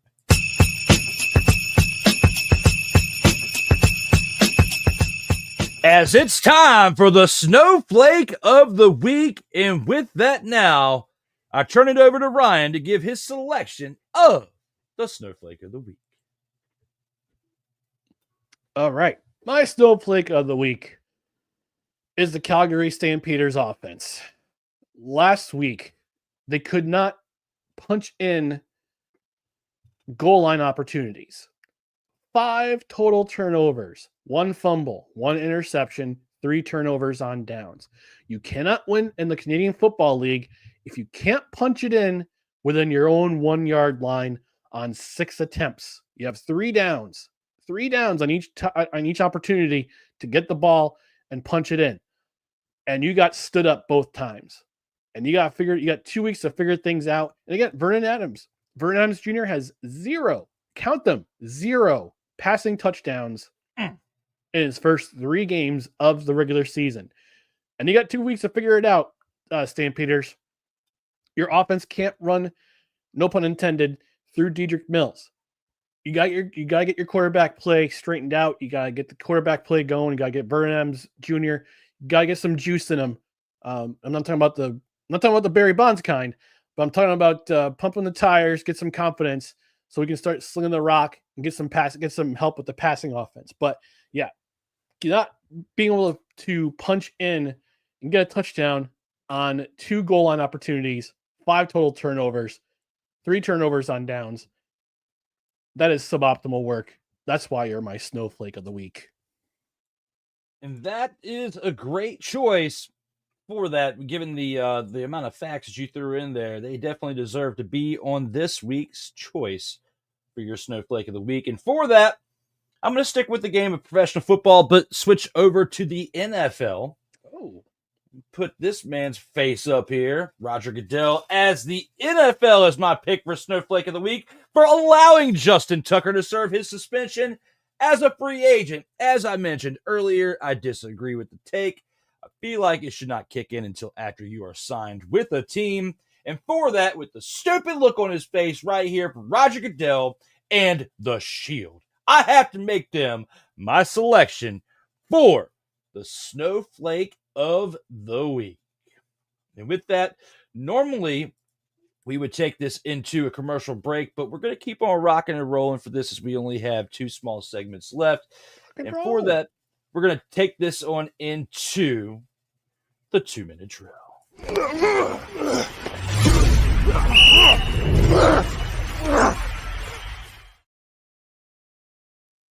And here with the 2-minute drill, we've got to take a look at the remaining games for week 4. There's only 3 left, and one of those kicks off in about 30 minutes as your team, the Montreal Alouettes, who are 3-0 at this point, are in Hamilton to take on the defeated 0-2 Hamilton Tiger Kitties tonight at 7:30.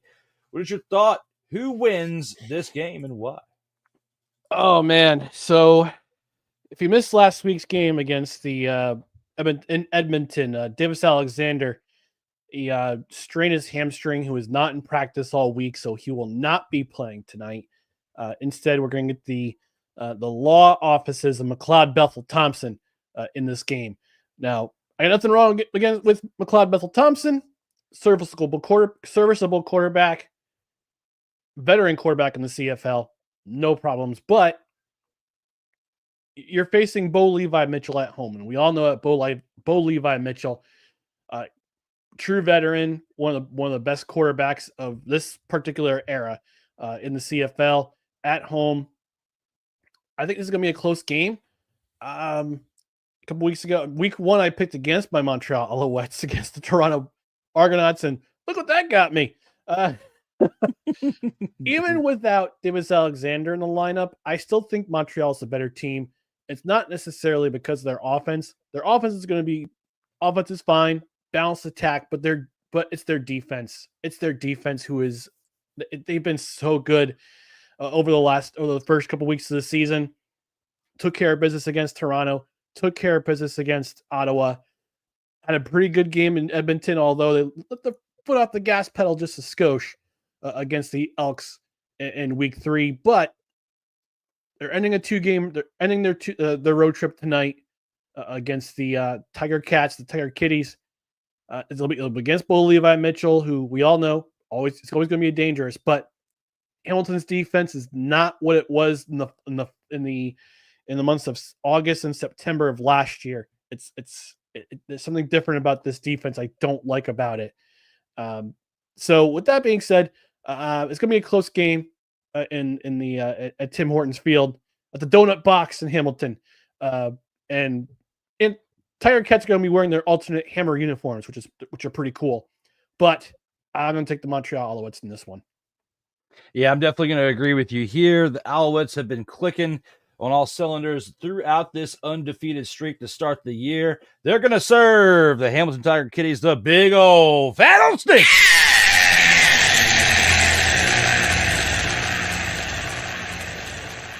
Hey, who's giving them the business? Now let's take it to the Saturday games. This week, there's only one Saturday game as we have a Sunday game now that the UFL season has come to a close. And with that being said, we got to take a look at the BC Lions, who are 1-2 and on the road to take on the Saskatchewan Roughriders, who are still undefeated like the Alouettes and 3-0 to start this year.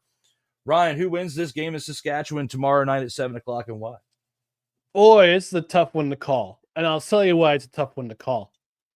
Trevor Harris will not be playing for the Saskatchewan Roughriders this week. He will not be suiting up. It'll be Jake Mayer who is substituting for. He'll be playing in his place. For BC, we don't know who's going to be quarterback. We haven't heard anything about whether Nathan Rourke will be available, if we're going to have Jeremiah Masoli suiting up for them. But I would say it's kind of up in the air. It's kind of a I was juggling back and forth as to who was going to pick this week, but Saskatchewan's better in the running game. Saskatchewan's got a better running game, and they can stop the run on the other side of the ball. Plus, they can get at the quarterback. And Jeremiah Masoli had a tough time last week trying to get out of the rush of the Blue Bombers. And I think it's going to happen this week, especially if Jeremiah Masoli is in the backfield. So I'm going to take Saskatchewan in this one. I agree wholeheartedly with you, not as a homer pick, but because of who they're playing and because of the reasons that you had just mentioned.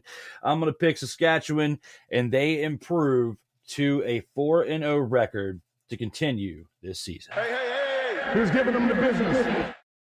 And now to the Sunday contest. We have to take a look at what I'm going to predict now as the Dumpster Pelican Bowl of the week. What could be our dumpster fire of the week? What could be our bowling shoe ugly game? Okay. Toronto Argonauts, who are 0-3, are on the road, take on the Ottawa Redblacks, who are 1-2 this Sunday at 7 o'clock p.m. Eastern time. Who wins this game, Ryan? This is a tough call. I'm looking for the Toronto Argonauts depth chart, their injury report, because I want to see if Winton McManus is going to be back in their lineup this week. Last week they rallied. They had a rally against your Saskatchewan Roughriders, but again, tough way to lose a game on a walk off. But there's no news on an injury chart, so I don't know if Winston McMahon is playing. But they gotta tighten it up on defense. You're the Grey Cup champions, and you gotta play with some honor. But they're also facing a team who's also equally as beat up as they are, the Ottawa Redblacks.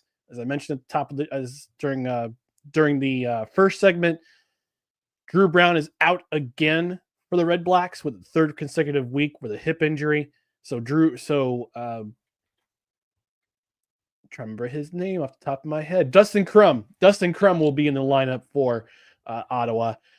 But they gotta play better on offense. Last week was. Can you play that graphic? It was absolutely.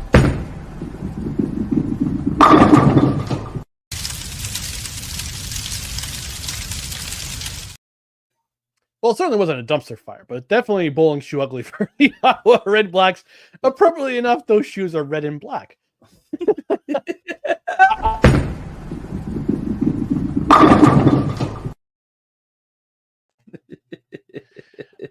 I think Ottawa, they played better on defense, but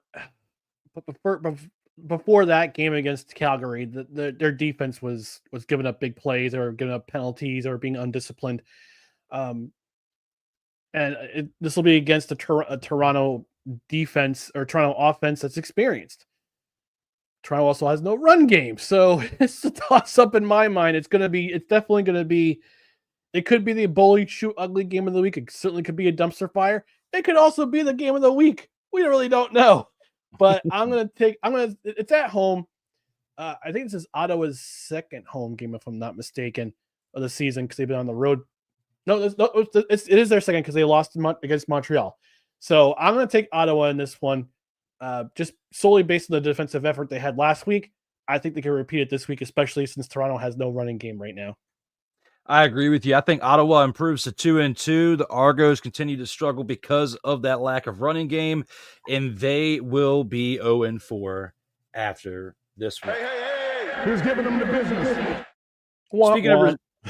Exactly. Speaking of receiving the business, they definitely needed it. The bye week for this week goes to the Calgary Stampeders, as we mentioned earlier in the program. And for that, we're going to go ahead and move it on into the post game. As long as it's one. That's great. I love it. And here in the post game, we're going to take this to our final thoughts in the program. As you see here, we just finished recapping previewing week 4 for the remaining games that are up. Ryan, when it comes to your final thoughts based on what we've seen so far in the CFL season and what's going on in the NFL offseason, give us your thoughts here for the postgame. All right, a couple of things in mind. First off, I forgot to do this a couple weeks ago when I made my season debut on Total Football Talk. Shout out and I want to give my condolences to Milt Stiegel, who is one of the analysts on the CFL and TSN. He unexpectedly lost his son, and he hasn't been back on the desk since he lost his son. His son passed away, I think rather unexpectedly. So I just want to give my thoughts and my prayers to Milt Stiegel and his family. Buddy, take as long as you need to mourn, to celebrate your son, to mourn your son's loss. And I hope you come back to the desk at the TSN very, very soon. Secondly, tomorrow, as I mentioned during one of the segments, my Albany Firebirds, are going to try to go for history in Arena Football 1 by taking on the Nashville Cats in the Arena Football 1 championship. It's going to be an afternoon game, so it'll be great to see some afternoon football as a fan. I have not missed an Albany championship game in Arena Football yet, and I want to keep the streak going, so I'm going to go down tomorrow afternoon. Sorry. So going to keep it going with all Firebirds. I do want to address something in the CFL, though.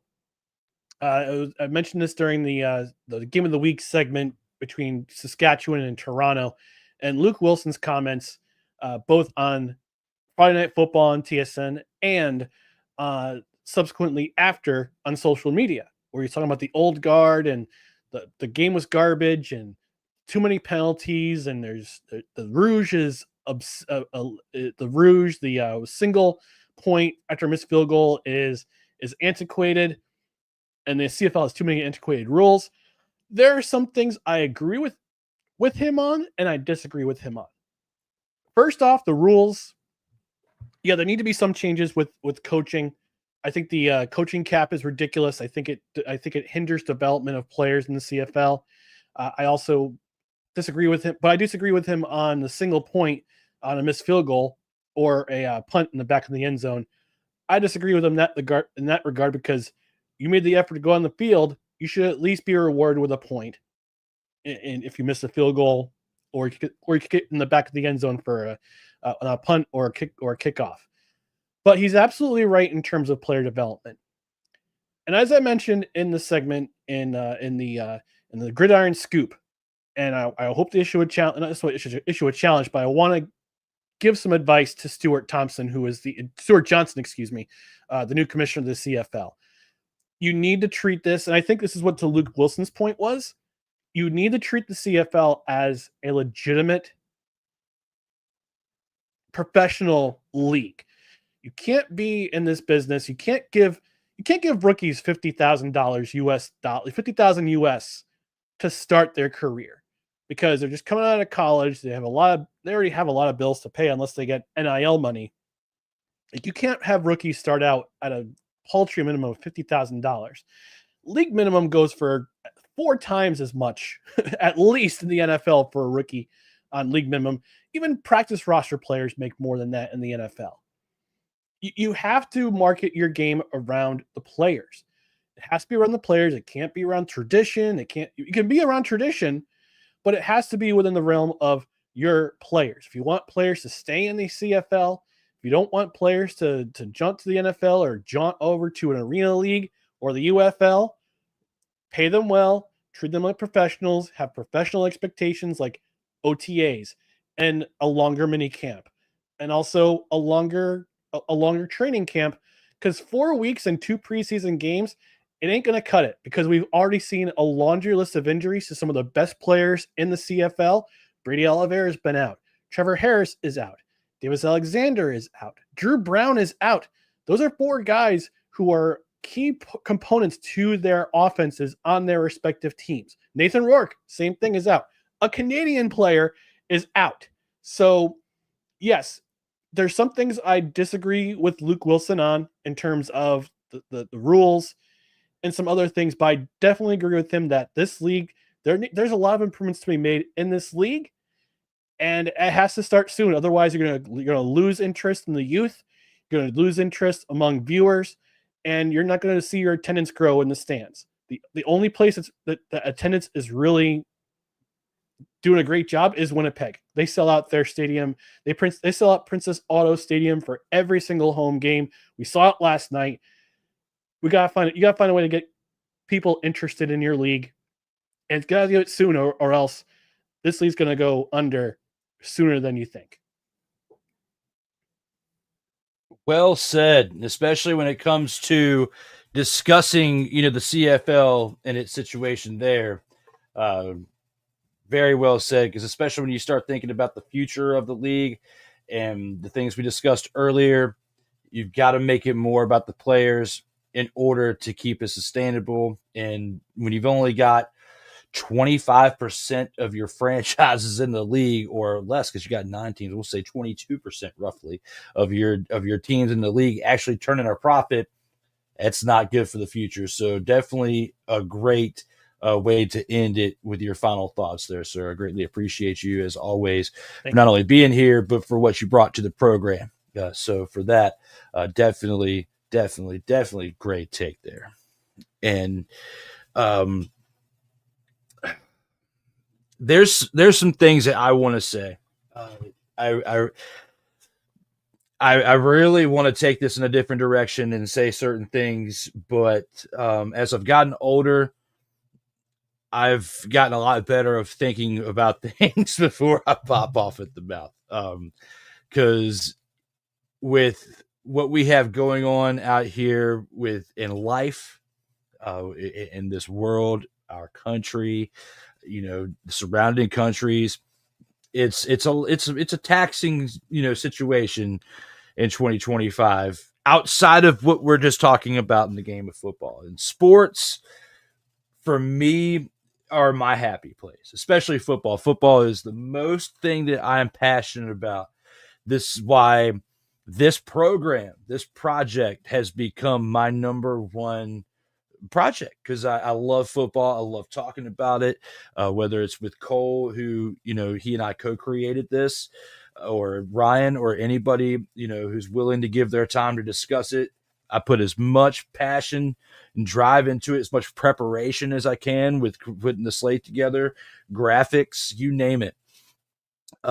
Behind the scenes, there have been some changes that have been cooking up over the last couple weeks. There's been some things offered.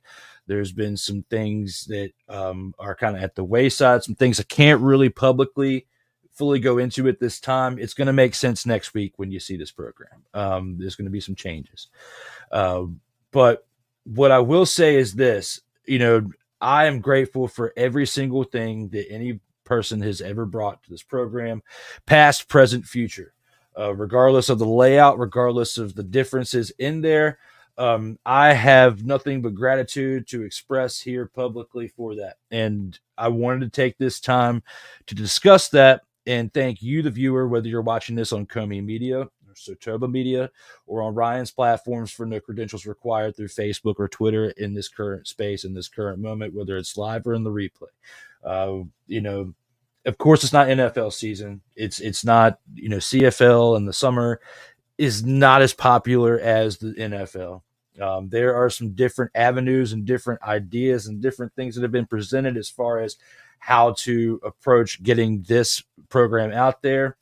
And unfortunately, up until, now, the time has been very limited because the things I have outside of this are very demanding, whether it's the career or life and adulting.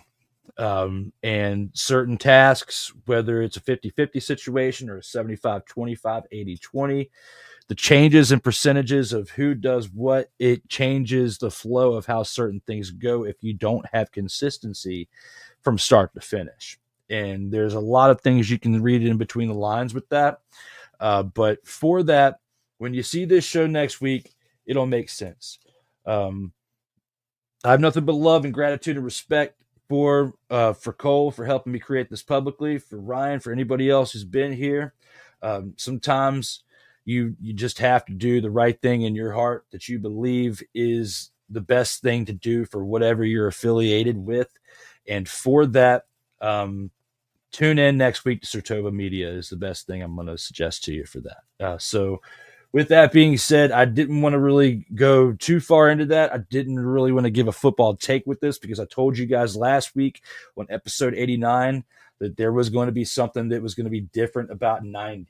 The things I had in mind and the things that I had started to develop weren't quite fully ready yet for 90. So it'll be here for 91. And that's what I can tell you for this one. So stay tuned next week, same time, same place, as we have Total Football Talk 91 next week. But for episode 90 with my guy, Ryan McCarthy here, this is now drawn to a close. As yes, it says we're live right now. But you've got something great to do here in a little bit that I'm looking forward to. Yeah, I'm looking forward to tuning into that for a little bit before I have to go to work, because you will definitely bring some great factual based conversation to whatever it is you're talking about. Just call in sick. They won't know. Tonight, if I called in sick tonight, I would not have a career on Monday. Okay. All right, okay, never mind. So do your this thing. is one of our busiest nights of the year, and when I tell you off the air, you'll see exactly. You'll be like, okay, I get it. All right, but hey, I was joking for legal purposes. That was a joke. No, you're good. But to me, it's like when you make a commitment to something, you're the only thing you have in this world, truly, besides your last name, is your word, right? And when I give my word and my commitment to something, I'm going to do my best to fulfill it through and through. And if I don't fulfill my commitment, I'm going to communicate things properly with whoever it is that I'm involved with, so that way things can stay afloat. And that's all I will say about that. But when it comes to Total Football Talk the program, when it comes to Ryan McCarthy, when it comes to myself, Drew Willingham, we've only got one thing left to do in honor of our guy, Cole Johnson. Like in life, in football, keep your head up.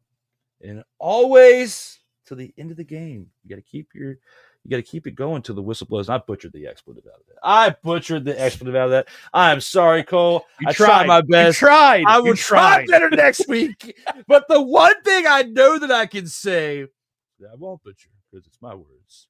As always, please, for yourself, for us to care about you, stay safe out here in these streets. And the